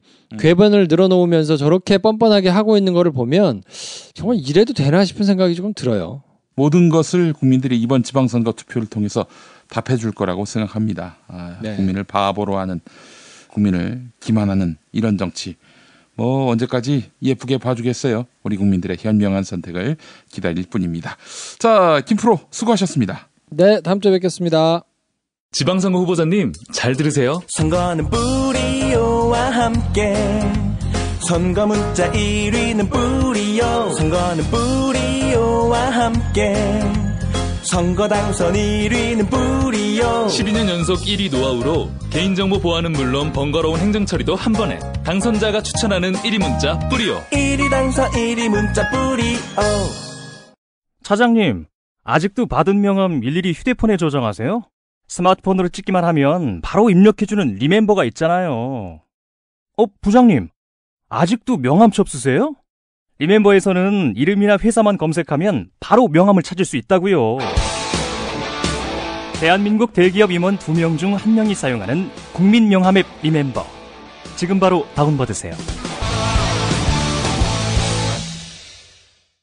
야, 너 홍어 판다 그랬지? 팔지. 근데 홍어가 진짜 그렇게 몸에 좋아? 아니 끝내준다니까. 우리 엄마 관절염인데? 홍어. 나 숙취는? 홍어. 마누라 다이어트는? 홍어. 큰이모 변비? 홍어. 작은 형 소화불량은? 홍어. 여동생 피부? 홍어. 큰 누나 주름? 홍어. 명절 때 선물은? 홍어라니까. 근데 비싸지? 별나 싸고 열나 맛있는 홍어가 있다니까. 어디? 알싸한 홍어. 1599-6456.com 혹은 1599-6456 전화 주문도 가능합니다.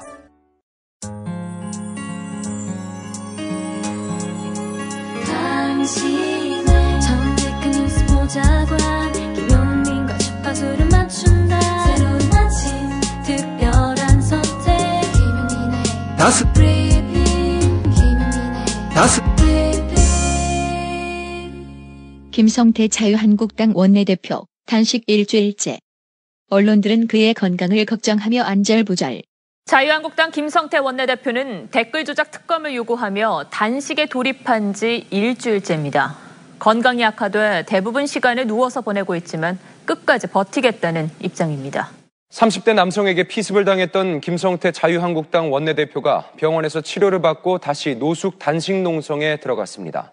긴급 의총을 소집한 자유한국당은 드루킹 특검이 수용될 때까지 릴레이 단식 투쟁을 이어나가기로 했습니다.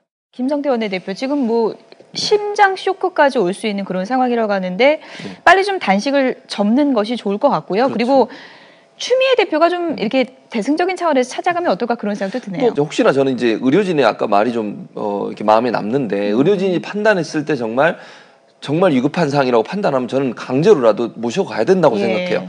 그런데 지금으로부터 4년 전 세월호 가족 김영호 씨의 단식을 중단하기 위해 문재인 당시 새정치민주연합 의원이 동조 단식에 들어가자 지상파 뉴스 채널 종편할 것 없이 공격에 나서고 새정치민주연합 문재인 의원이 단식 농성에 들어갔습니다. 여야 지도부의 세월호 특별법 재협상안에 대한 반대의 뜻을 드러낸 것이란 해석이 나오고 있습니다. 지금 새정치민주연합은 당내 갈등이 커지고 있습니다.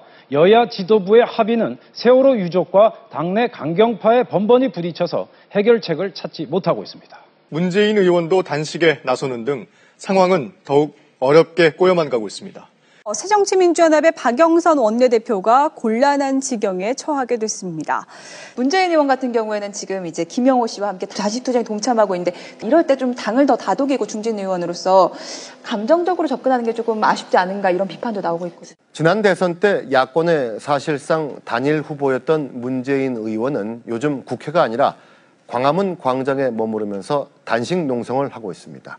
물론 잘한다고 하는 분들도 계시겠지만은 대체로 문재인 의원을 바라보는 시선이 곱지만은 않은 것 같습니다. 민주주의에서 100% 만족이라는 게 힘들다. 이런 거를 누구보다도 더 잘 알고 있을 문재인 의원이 너무 이렇게 한쪽만 보지 말고 고개를 돌려서 다른 쪽도 한번 봤으면 합니다. 여당뿐 아니라 같은 당인 새정치연합에서도 불만의 목소리가 나오고 있습니다. 가뜩이나 당이 어려울 때 도와야 할 중진 의원이 오히려 문제를 복잡하게 만들고 있다는 이야기입니다.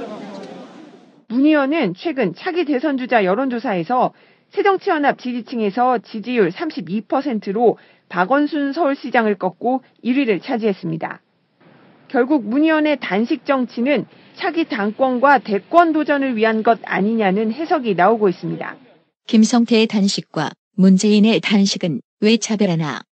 혹시 배고픔의 정도가 달라서? 하긴 한 끼만 굶어도 이 난리인데.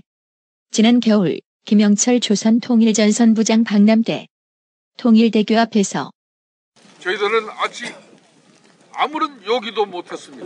밤새도록 이렇게 있어서 길도 때우지 못하고 용변도 보지 못하는 이 안담하고 참담한 상황을 음식물 발인 맞춰도 이렇게 중단된 채 밑으로 내려가서 이렇게 끼니를 해결할 수 있도록 길을 틔워주시기 바랍니다. 남북정상회담 직후 문재인 정권과 민주당이 자기네들 일당 패거리들만 파주 만찬장에 불러서 자신들만의 잔치를 하고 이제 곧 있으면 옥류관 평양냉면을 먹을 수 있다며 드루킹 댓글 조작은 잊혀진 계절로 내몰라라 하고 있습니다. 자유한국당이 지적하는 김성태 원내대표 폭행 관련 나쁜 뉴스들. 박성중 홍보본부장. 김성태 원내대표님의 테러 관련해서 가짜뉴스와 허위보도가 얼마나 행행하는지 직접 우리 위원님들한테 보고드리고 국민들한테 이 사례를 알려드리기 위해서 이렇게 나왔습니다. 국민의힘에서 나온 얘기인데요. 마전턱 부여잡은 김성태 단식 중단이라고 아예 그냥 못 박았습니다. 단식 3일 만에 영양갱 테러 당하고 농성 중단된 김성태 해서 영양갱 테러라고 이렇게 농성 중단 이렇게 그래서 이거는 허위 사실이다. 다음 김성태 얼굴 때린 장본인 내부자 소행 정황 자한당 편 외쳐 해서 내부자 소행 정황이라고 녹색경제 정지호 기자. 다음 울산 매일신문 이코노미 톡뉴스 푸드경제 TV 김성태 2달째 술 마시고 있다고 고백 얼마나 화가 났기에 전혀 관계없는 이런 내용들이 나오고 있습니다. 다음, 김성태 가족이 동성애라면 다른 나라로 보낼 것 발언 재조명하는 이유, 이렇게 해서 단식과 전혀 관련 없는 발언을 이렇게 데일리 한국 이슈팀 기자들이 내보내고 있습니다. 다음, 개한습격 김성태 18대 국회에서 몸싸움 담당 외에 진짜 관련 없는 발언을 중도일보 온라인 이슈팀에서 이렇게 오늘 같이 내고 있습니다.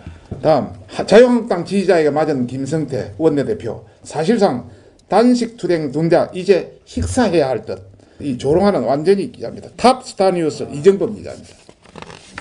다음, 김성태 의원 폭행남, 초코바 주는 척 얼굴 가격, 난 자유한국당 지지자, 미확인 사실 보도를 부산일보 디지털 콘텐츠 팀에서 이렇게 했습니다. 다음, 자극적인 댓글을 헤럴드경 최민호 기자, 영화에서 보던 짜고 치기 느낌, 병원에 밥 먹으러 갔나, 한 대 맞았다고 119 부르고 병원 갔다, 이런 식으로 완전히 그냥 아주 하는 자극적 댓글을 그대로 선정 보도했습니다. 악성 편파 언론 이런 보도에 대해서는 강력한 법적 대응을 하겠다. 민사 형사 고소 손해배상 청구 앞으로 직접 기자를 상대로 해도 하겠습니다. 자칫 언론 탄압의 여지가 있음에도 개의치 않고 소송전을 예고하는 자유한국당. 그 자유한국당은 같은 입으로 언론 자유를 부르짖은 바 있는데 비상계 음하의 군사정부에서 있을 수 없는 언론 파괴 공작입니다. 방송 언론 장악을 위한 이 무자비한 인민재판실의 언론 장악 탄압 즉각 중단하십시오. 바로 MBC 대주주인 방송문화진흥회가 김장겸 사장을 해임할 때, 그리고 자유한국당은 김장겸 시대에 잘 나갔던 앵커 배현진을 영입하고 8년여간 매일매일 만났던 정든 시청자들께 인사를 올릴 기회조차 얻지 못했습니다. 그 이유는 다른 것이 아니었습니다. 단지 이 정권과 코드가 맞지 않았기 때문입니다. 김장겸을 지키는 것이 과연 언론 자유일까? 김장겸이 보도 책임자였을 세월호 참사 당시 MBC의 보도. 2014년 4월 16일 304명의 목숨이 희생되던 그 순간 MBC는 속보 경쟁 속에 오보를 양산했고 단원고의 학생들 338명 전원이 구조됐다는 희생자들의 보험금을 계산했습니다. 한 사람당 최고 3억 5천만 원. 실종자 가족들이 정부 책임론을 제기하며 청와대로 향하자 MBC는 박근혜 정권 구하기에 나섰습니다. 김장겸 보도국장은 4월 20일과 25일 두 차례 유족들을 작전 세력, 깡패로 몰아붙였고 뉴스는 몸싸움을 부각시켰습니다. 안광한 MBC 사장은 뉴스를 극찬하며 일상으로 돌아가자 했고 추모 분위기로 중단됐던 예능 프로그램들을 일제히 정상화시켰습니다. 세월호 뉴스는 축소됐습니다. 보도국엔 영상 통제 지침이 내려졌습니다. 유가족의 눈물, 정부를 비판하는 손팻말, 학생들이 배 안에서 찍은 동영상이 모두 금지됐습니다. 지침을 어긴 기자들은 마이크와 카메라를 빼앗고 보도국 밖으로 쫓아냈습니다. 유가족들의 조급증을 비난하는 박상우 전국부장의 보도까지 나왔습니다. 조급증에 걸린 우리 사회가 왜 잠수부를 빨리 투입하지 않느냐며 글을 떠민 건 아닌지. 이 MBC를 지키자는 자유한국당 홍준표 대표. 작년 김장겸 씨가 해임되기 전 마지막 남은 방송이 두 방송이 있습니다. KBS, MBC입니다. 그거 장악하려고 지금 온갖 국리를 다 하고 있습니다. 8시는 MBC 뉴스 보세요. 반대 세력들이 움직이면 언론도 어떤 꼴을 당하는지 우리 한번 보여줍시다. 자, 운명의 시계가 움직이기 시작했습니다.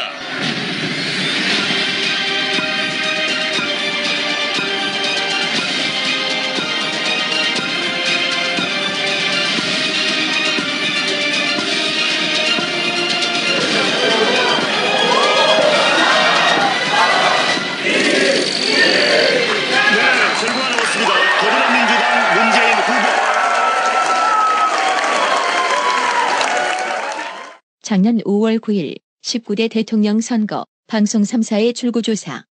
그리고 이튿날 새벽 대선 결과 발표. 네, 드디어 더불어민주당 문재인 후보의 당선 확정 매직 넘버 카운트다운이 시작됐습니다. 남은 표에 상관없이 당선이 확정되는 매직 넘버 제로 카운트다운.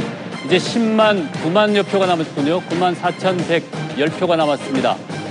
후반 들어서 개표가 상당히 빨리 진행되고 있기 때문에 빠른 속도로 매직 넘버 숫자가 줄어들고 있습니다. 84,300여 표.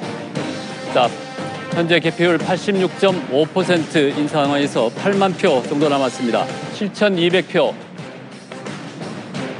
6,200,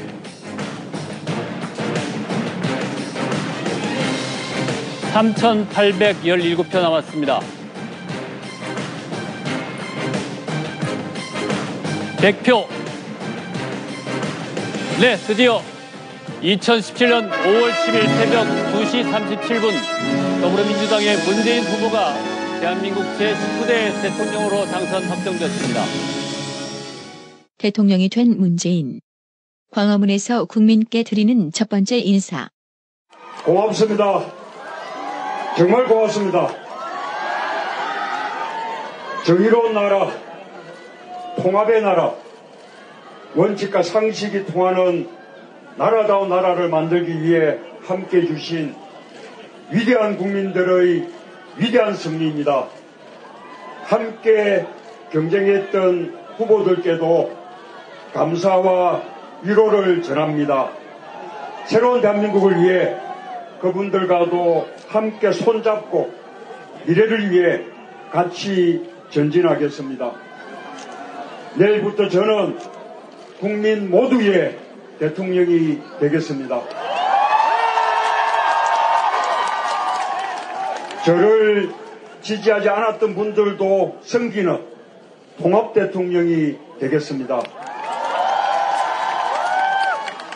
존경하는 국민 여러분, 국민들의 간절한 소망과 염원 결코 잊지 않겠습니다. 정의가 바로 서는 나라, 원칙을 지키고 국민이 이기는 나라 꼭 만들겠습니다. 상식이 상식으로 통하는 나라다운 나라 꼭 만들겠습니다. 혼신의 힘을 다해 새로운 나라 꼭 만들겠습니다. 국민만 보고 바른 길로 가겠습니다. 위대한 대한민국, 정의로운 대한민국, 자랑스러운 대한민국, 당당한 대한민국, 그 대한민국의 자랑스러운 대통령이 되겠습니다.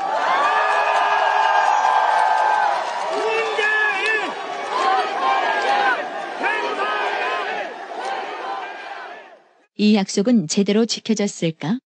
83%의 지지율을 거둔 대선 1년 시점의 국정수행 지지도 결과를 보도하는 방송.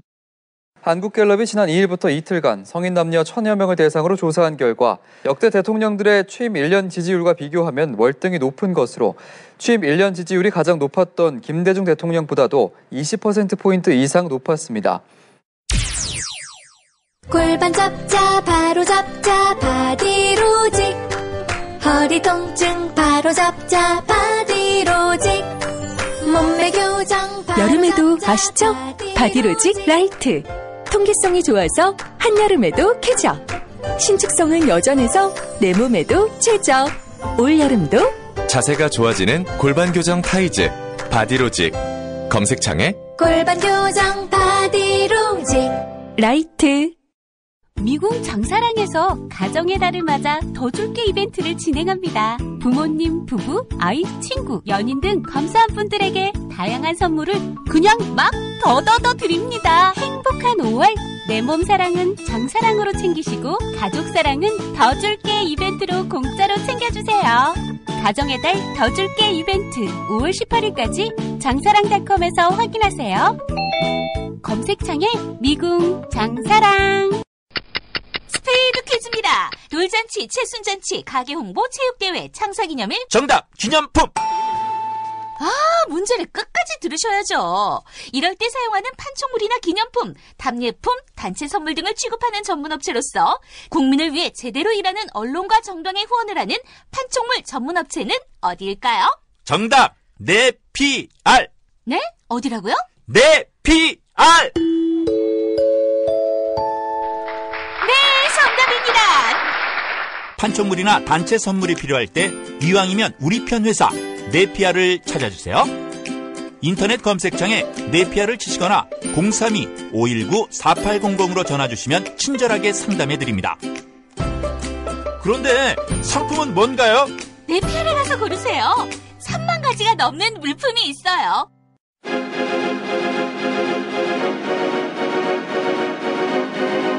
토요 초대석 토요일에 만나봐요.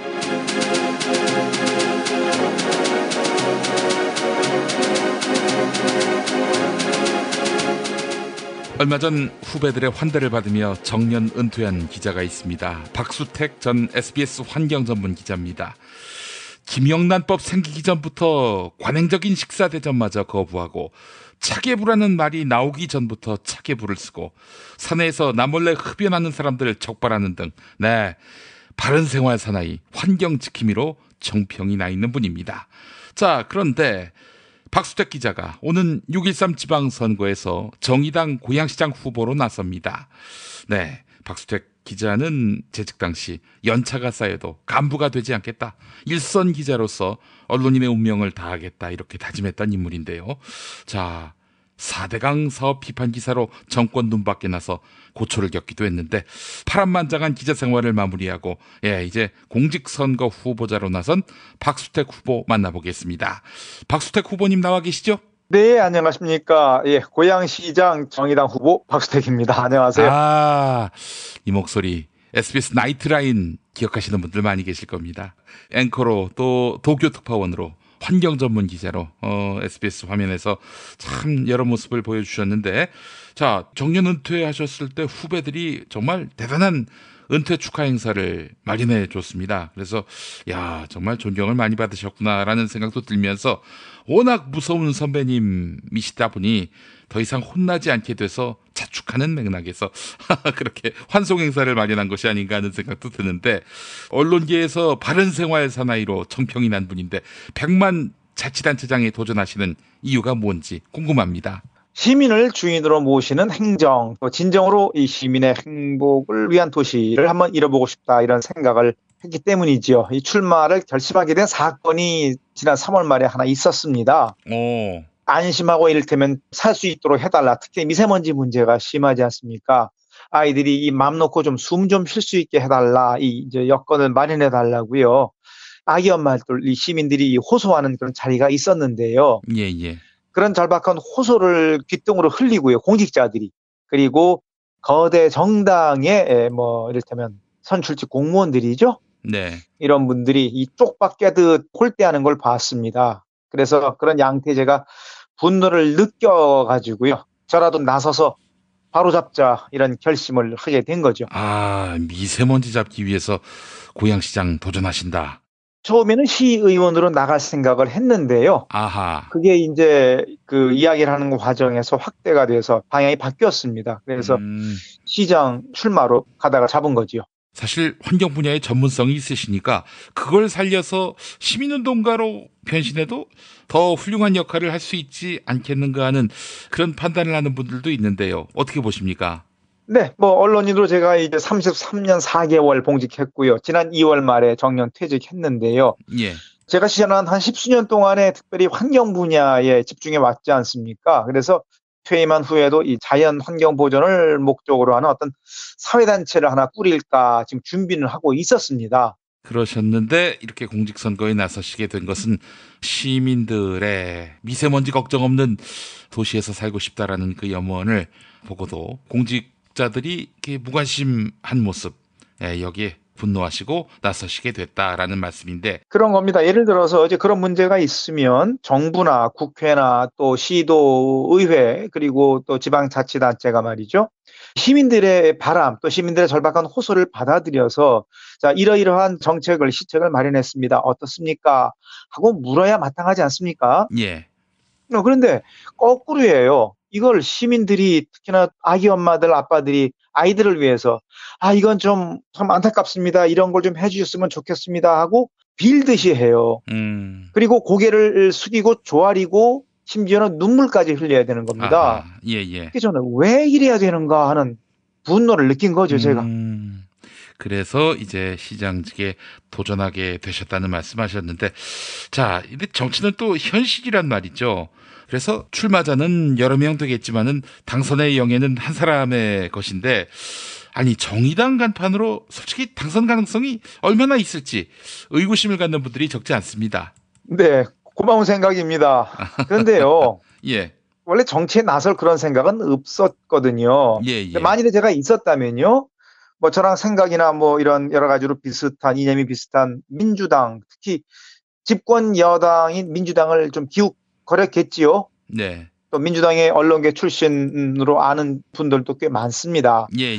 하지만 뭐 저는 이전부터 언론인으로서 이제 그 정가, 특히 집권 여당, 힘센 정당을 기웃거리는 거, 이건 좋지 않다 이렇게 생각을 했고요. 예. 이번에 그 지방선거를 앞두고 제가 사는 이 고향 지역을 보면은요, 거대 정당들의 행태가 이렇습니다.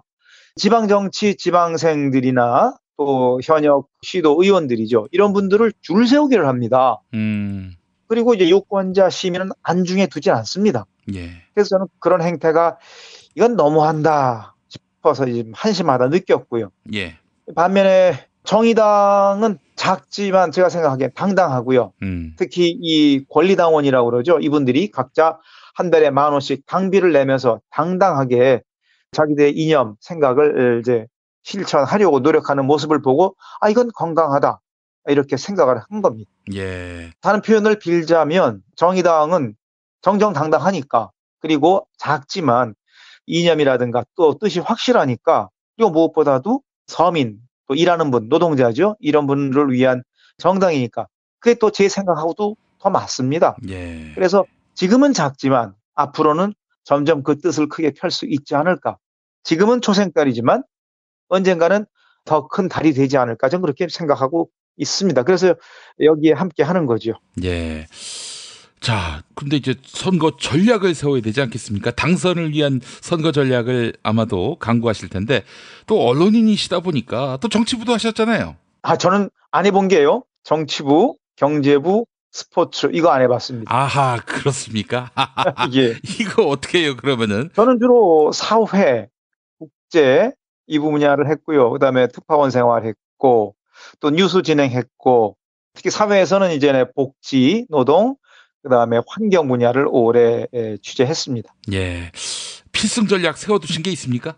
뭐 열심히 하는 것밖에 없습니다. 뭐 제가 갑자기 이제 이 의기에 차서 지방선거에 나서다 보니까 뭐 이른바 몇 년씩 기반을 다진 분들하고는 겨룰 수가 없지 않습니까? 예. 그래서 저는 뭐 그냥 제가 해왔던 일, 그래서 원래 기자의 일, 언론의 일이라는 게 이제 시민 대중들이 무엇을 생각하시는가, 무엇을 바라시는가를 가서 먼저 묻고 듣는 거 아니겠습니까? 예. 그래서 지금 유권자 또 각 분야에 계신 시민들의 바람이 무엇인가, 무엇이 어려우신가, 무엇을 바라시는가 이런 걸 좀 많이 들으러 다닙니다.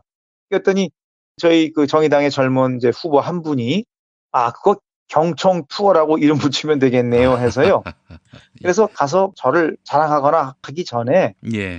먼저 들으려고 합니다. 그래서 그동안에 노조도 가봤고 또 사회복지시설 여러 곳에 가서 그분들의 애환 또 어려움 앞으로 이렇게 해줬으면 좋겠다는 그런 호소 이런 거를 많이 이제 들었습니다. 앞으로도 듣고 다닐 거고요.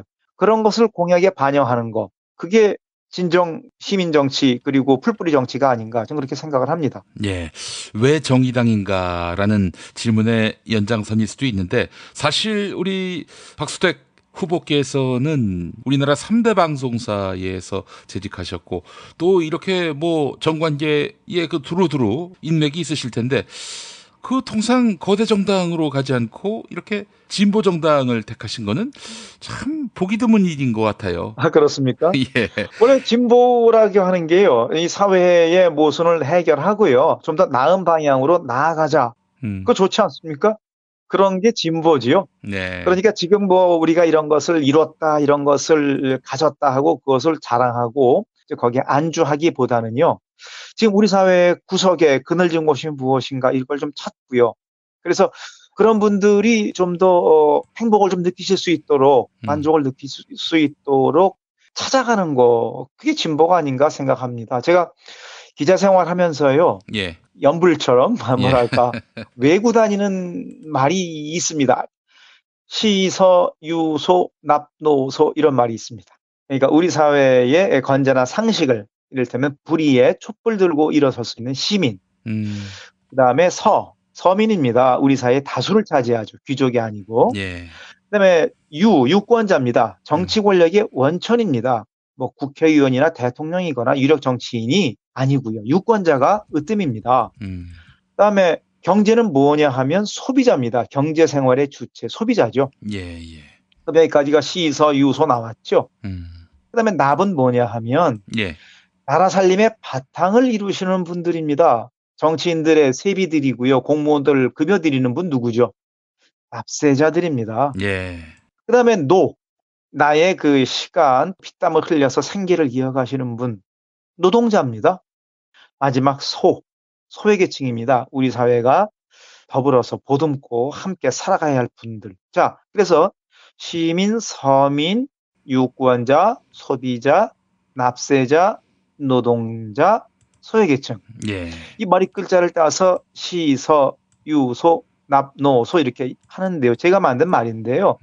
제가 기자 시절부터 생각했던 겁니다. 이런 분들을 중심에 두고 이런 분들에게 필요한 뉴스, 이게 진정 좋은 언론이다 그렇게 생각을 했고요. 지금 제가 이제 시장 후보로 나서고 보니까 예. 바로 그런 분들을 중심에 두고 그런 분들께 서비스하는 게 그게 진정 좋은 정치가 아닌가. 그렇다면 언론과 정치가 본질이 다르지 않다 좀 그렇게 좀 생각을 합니다. 예. 지난 2월에 기자 생활을 마무리하셨지만은 우리 박수택 후보님의 삶은 플레이어로 뛰는 분야만 다를 뿐 삶이 항상 일관적이다. 이런 느낌을 받았습니다. 근데 박수택 후보님, 일단은 그 도쿄 특파원으로 같이 일했던 분 중에 누가 있었습니까? 제가 특파원 시절이니까 91년부터 95년인데요. 예. 지금 이제 국무총리 하시는 이낙연 이낙연 총리가 그때 동아일보에 계셨고요. 예. 저희 특파원단의 이제 리더셨지요. 예. 그리고 이제 먼저 정권의 홍보수석을 지낸 동아일보 출신의 이동관 씨가 있었고. 예. 그다음에 그 요즘 나오죠. 전효옥 작가 KBS. 예. 그리고 그동안 뭐 정계라든가 언론계에서 내로라 하는 인물들 많이 함께 지냈습니다. 제 후임으로는 이제 SBS 제가 초대 특파원이고 두 번째로 오신 분은 이제 박근혜 정부의 역시 홍보수석을 간 SBS 출신의 김성우 수석이 제 후임자였습니다. 그러니까요. 지금 열거하신 분들 보면은 다 거대 정당에 들어가서 나름대로 줄 잘 서서 이렇게 정치한 분들인데, 이낙연 총리는 빼겠습니다. 아니 뭐 줄 잘 섰다기보다 능력이죠, 그분들도 다. 예. 이낙연 총리 빼고 나머지 분들은 나름대로 그 언론인 경력으로 정치한 분들인데, 그거 보면서 참 언론계 경력을 갖고 진보 정당으로 들어가서 시장 후보로 나서신다. 참 이채로운 그런 이력이다라는 평가를 안 할 수가 없습니다. 뭐 그렇지 않습니다. 뭐 저는 보기에는 언론도 시민 대중을 위하고 정치도 시민 대중을 위한다면 본분을 바로 잡기만 한다면 뭐 언론이나 정치나 뭐 다르지 않다고 생각을 합니다. 예. 자, 고향 이야기를 좀 해보겠습니다. 고향의 미세먼지가 얼마나 심각하게 이렇게 출마를 결심할 정도로 마음을 굳히셨는지 궁금합니다. 제가 이제 고양시에 산 게 2001년부터인데요. 고양시가 수도권의 1기 신도시라고 해서요. 지금 한 30년 가까이 됐는데요. 지금 보면 뭐 변변한 일자리도 없고요. 그다음에 그저 서울의 베드타운으로 전락했거든요. 예. 처음에는 도농복합 쾌적한 도시라고 했는데 갈수록 이 도시구역이 넓어지는 겁니다.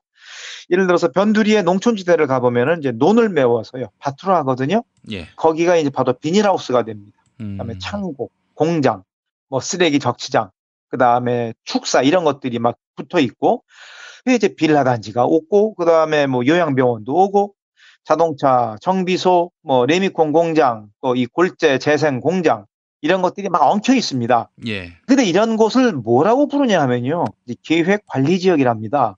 그러면 이제 실상을 보면 이게 사실은 무계획 관리 부재 지역이 아닙니까? 한마디로 난개발인 거죠. 예. 그리고 이제 쓰레기 방치 대단하고 불법 소각이 이제 다반사로 벌어져서요. 악취하고 미세먼지 아주 심각합니다. 예. 또 하나 문제가 이제 이 고향이 군 시절부터요. 서울의 식민지처럼 이제 돼 있거든요. 그래서 분뇨 하수 처리장이라든가 화장장 같은 이른바 서울에 기피설이 몰려 있습니다. 아, 고향에. 그렇죠. 불편도 끼치고요. 자, 이런 부분 속히 개선해야 할 부분인데요. 이제까지 지난 한 16년 제가 겪어보기로 자유한국당 계열 또 민주당 계열의 시장들이 16년을 한 걸 제가 다 겪어봤는데 예. 거의 개선이 없습니다. 아, 그래서 이번에 출사표를 던지게 되신 건데, 자, 그렇다면은 우리 박수택 후보가 시장이 된다면은 뭐가 달라지는 겁니까? 저는 첫째로요. 우선 시민들에게 직접 좀 여쭤보고 싶습니다. 네. 이제까지 도시계획이라든가 보면요. 또 역대 선거에 나오는 이 선출직 공무원, 국회의원이든 시장이든 보면 자기들이 무엇을 해 주겠다 이럽니다. 근데 자기들이 무엇을 해 주겠다 하기 전에 먼저 시민들에게 자, 시민 여러분, 우리 고양시를 어떤 도시로 갖고 가고 싶습니까? 하고 좀 겸허히 물어야 하는 게 아닌가 저는 생각을 합니다. 예. 그래서 저는 먼저 시장이 되면 우리 고양시의 앞으로 10년, 20년, 30년, 50년의 비전을 시민들과 함께 그걸 세울 그런 비전위원회랄까 이런 걸 먼저 꾸미고 싶고요. 예. 그다음에 여기에 일부 정치인이나 공무원이나 소수의 전문가가 아니라 모든 분야의 시민들이 다 참여해서 이 도시를 새롭게 설계하고 가꾸는 계획 세우는 것부터 먼저 좀 해보고 싶습니다. 예. 그 단계까지 가셔야 할 텐데. 갈 수 있겠죠. 시민들께서 선택해 주시면. 고양시는 또 일산이 있지 않습니까? 예, 고양시는 이제 3개 구거든요. 예. 일산구가 커져서 일산 동구, 서구. 예. 그다음에 이제 상대적으로 좀 덜 이른바 개발이 됐다고 하는 그래서 상대적으로 이제 주민들이 불이익을 받는다고 하는 지구가 있습니다. 거기가 이제 덕양구죠. 덕양구. 서울하고 이제 붙어 있습니다. 예. 자, 통일 시대의 또 관문으로서 고양시의 그 정체성도 있는데요. 남북 관계와 관련한 어떤 미래 구상도 이번에 공약에 포함되어 있습니까? 제가요, 지난주에 첫 번째 공약을 하나 발표했습니다. 바로 저희 고양시 한가운데 이제 일산하고 덕양지구 사이에 대곡이라는 곳이 있는데요. 이게 농업지대입니다. 예. 근데 여기에 대곡역이라고 있는데 여기에 지금 원래 이제 3개 철도 노선이 다 지나갑니다. 교외선, 그다음에 3호선, 그리고 이제 경의선이죠. 그런데 지금 여기에 GTX라든가 또 대곡 소서선 철도 이런 것들이 이 노선이 또 계획되어 있습니다. 그럼 모두 다 5개가 되잖아요. 예. 근데 지난번에 이제 남북 정상회담이 성공을 거뒀지 않습니까? 그러면 이제 이어서 남북 화해, 교류, 협력, 나아가 통일 시대가 오게 됩니다. 예. 그래서 저는 바로 이 대곡 지구야말로 이제 우리나라에서 북한을 거쳐서 중국, 그다음에 유라시아 대륙을 연결하는 철도 교통의 요지가 되겠다 이렇게 봤습니다. 자, 그렇다면은 여러 가지 이제 철도 노선이 지나가니까 한마디로 이제 우리나라 전역에서 접근할 수가 있거든요. 예. 그렇다면 여기를 국제 철도 종합 터미널을 유치하면 어떤가 이렇게 제안을 한 겁니다. 예. 그래서 통일 시대에 우리 이 고향 대곡에서 북한, 중국, 유라시아를 가는 꿈 여기에 여객과 화물을 싣고요. 그러면 이제 여기가 철도 종합 터미널이 되니까 이제 여러 가지 통관 기능도 있어야 되겠고요. 예. 또 철도 교통의 요지가 되니까 국제 비즈니스 센터도 들어올 수가 있겠지요. 예. 그래서 고양시에 기존에 있는 킨텍스라든가 마이스 산업도 있고 하니까 저는 이것이 우리 고양시의 새로운 비전이 아닐까 그렇게 생각을 합니다. 예, 알겠습니다. 참 큰 꿈을 꾸시는 박수택 후보님. 자, 언론인 때 제가 모두에서 말씀드렸는데 참 무서운 분으로 통했습니다. 제가 사실은 그런 사람 아닌데요. 본인만 그렇게 인정 안 하시지. 다른 사람들은 제가 후배들한테 좀 깐깐하게 한 건 사실인데요. 너무 깐깐하셨어요. 엄청나게. 네, 죄송합니다. 후배들한테 미안합니다. 무슨 인격적으로 모독을 주시거나 혹은 업무 외에 일로 갑질을 했다거나 그런 건 전혀 없는데 하여간 원칙을 어긴다든지 공동체의 선을 해치는 대상이라면은 이거를 가만두고 보지 않으셨어요. 제가 좀 까탈했죠. 미안합니다, 후배 여러분. 본심은 그게 아닌데. 대표적인 사례 좀 들어주세요. 글쎄요. 제가 이제 논설위원으로 이제 발령을 받아서 이제 내근을 하고 있지 않았습니까? 취재 현장을 떠나서. SBS에서. 예. 근데 회사에서 이제 금연 빌딩을 선포했는데 예. 그렇게 또 담배들을 피시더라고요, 사우들이. 근데 그거 대단한 신뢰 공개 오염이거든요. 예. 그래서 이제 환경 전문 기자의 습관인 도져가지고 회사를 위해서 기여하자. 그래서 뭐 자발적으로 카메라 들고 야근을 했죠. 밤도 거의 새다시피 하고. 그래서 야근하는 사우들이 이제 몰래 가서 담배 피는 현장을 가서 사진도 찍고 뭐 탐정도 또 하고 했더니 이제 회사가 나서서 그래서 뭐 짧은 시간 안에 저희 SBS 목동 사옥에서 실내 흡연이 싹 없어졌습니다. 없어졌어요. 예, 실내 공기 맑아진 거죠. 좀 뭐 그거 재미있게 자원봉사했다고 생각을 합니다. 예, 그것뿐만 아니죠. 대방역에서 줄 안 서면은. 대방역 에피소드는요. 그게 좀 와전이 됐는데요. 제가 95년 10월에 이제 도쿄 특파원 마치고 돌아왔는데 그때 저 대중교통이 참 우리나라가 힘들지 않습니까? 그렇죠. 그때는 제가 광명에 사는데 버스 타고 또 1호선 전철 타고 대방역에 내려와서 여의도에 있는 SBS 사옥으로 가야 되는데 버스를 타야 되는데 버스가 두 노선이에요. 여의도의 동쪽 서쪽 가는. 그랬는데 버스가 왔는데 사람들이 우르르 몰리는 겁니다. 저는 못 탔어요. 이게 왜 이러나 보니까 줄을 안 서는 겁니다. 저는 일본서 이제 살다 왔으니까 일본 사람들은 질서를 잘 지키지 않습니까? 그래서 이거 왜 이럴까? 그래서 그 다음날 제가 이제 보다 못해서 줄을 세웠죠. 자, 동쪽에 가시는 분 이쪽, 서쪽에 가시는 분 저쪽. 그래서 쓰시고 그때 마침 저보다 좀 젊으신 분이 계셔서 자, 여기 쓰시죠. 기준! 아닌가 그분이 기준하셨어요.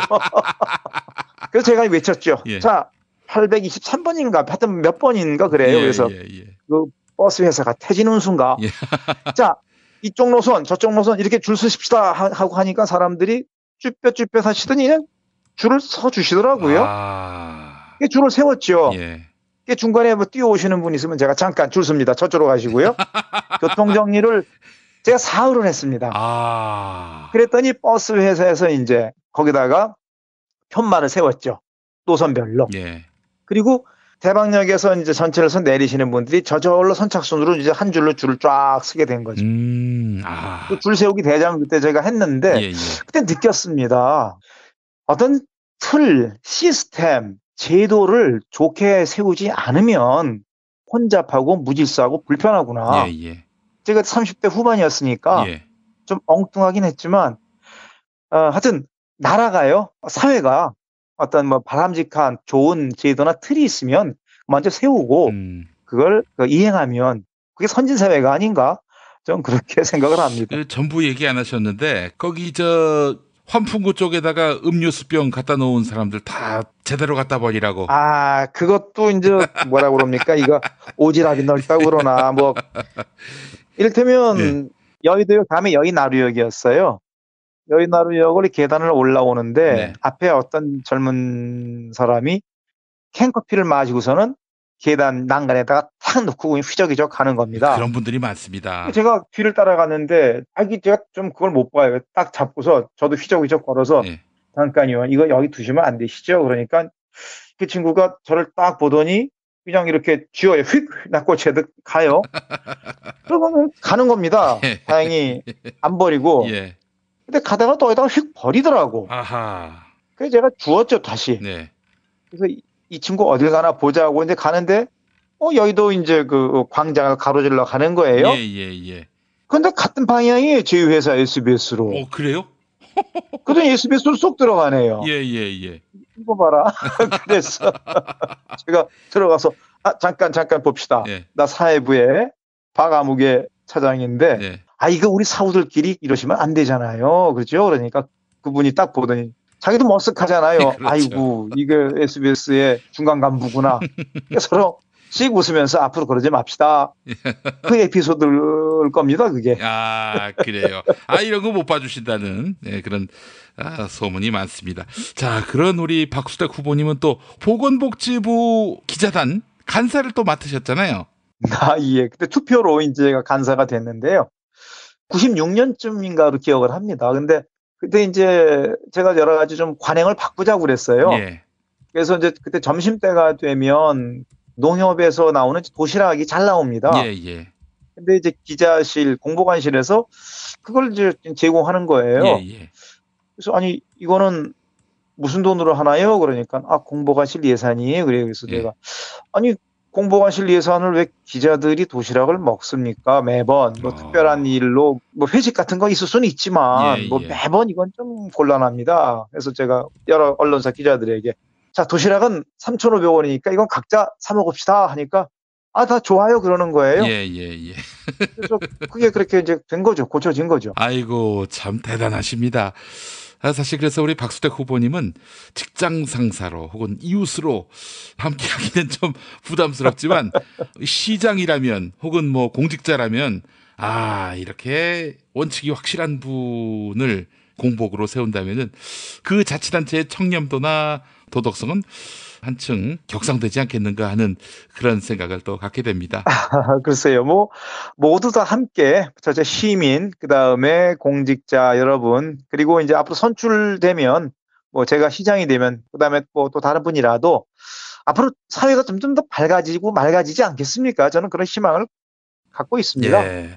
그래서 우리 박수택 후보님은 참 여러 면에서 훌륭하지만은 딱 하나 모자란 점이 있다면 당선 가능성.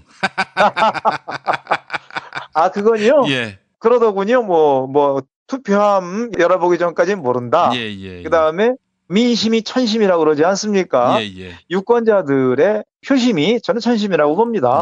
제가 열심히 해서 당선이 되면 감사하게 여기고 일하겠고요.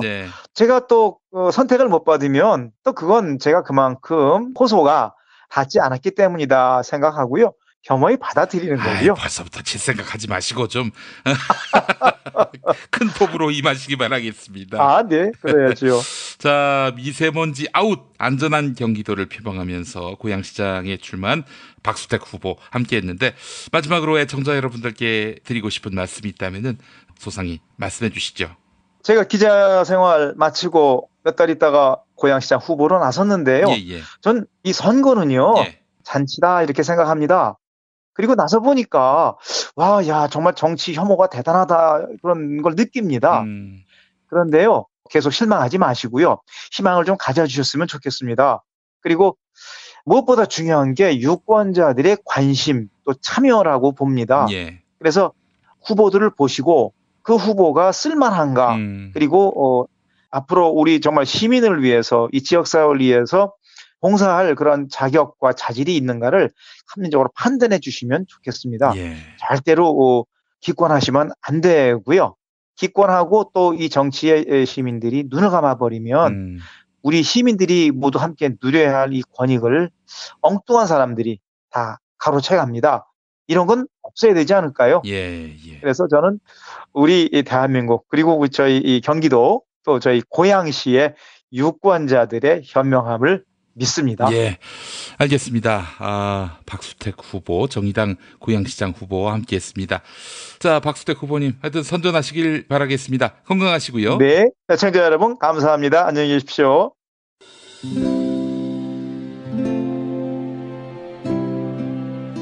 우리가 목사님은 우리 남북 관계에 있어서도 큰 정기를 마련해 주셨습니다. 늦봄 문익환 목사 탄생 100주년. 민주화와 통일운동을 위해 11년 4개월간 옥고를 마다하지 않은 행동하는 양심. 오늘 우리가 누리고 있는 이 민주주의 또 문익환 목사님 덕분이 아주 큽니다. 그가 24년 동안 살았던 서울 강북구 인수봉로 통일의 집이 6월 1일 문익환 통일의 집 박물관으로 거듭납니다. 사람들이 이렇게 항상 북적북적 이렇게 했던 공간이라 아버지한테만 아니라 우리 모두들한테 굉장히 큰 의미가 있는 통일의 역사를 기억하며 통일의 길을 모색하는 문익환 통일의 집 박물관 기념사업 추진위원으로 함께해 주시겠습니까? 이건 단지 어떤 유가족들의 유산이 아니라 우리 시대가 가지고 있는 유산이기 때문에 자세한 안내는 포털 사이트에서 문익환 통일의 집을 입력해 주세요.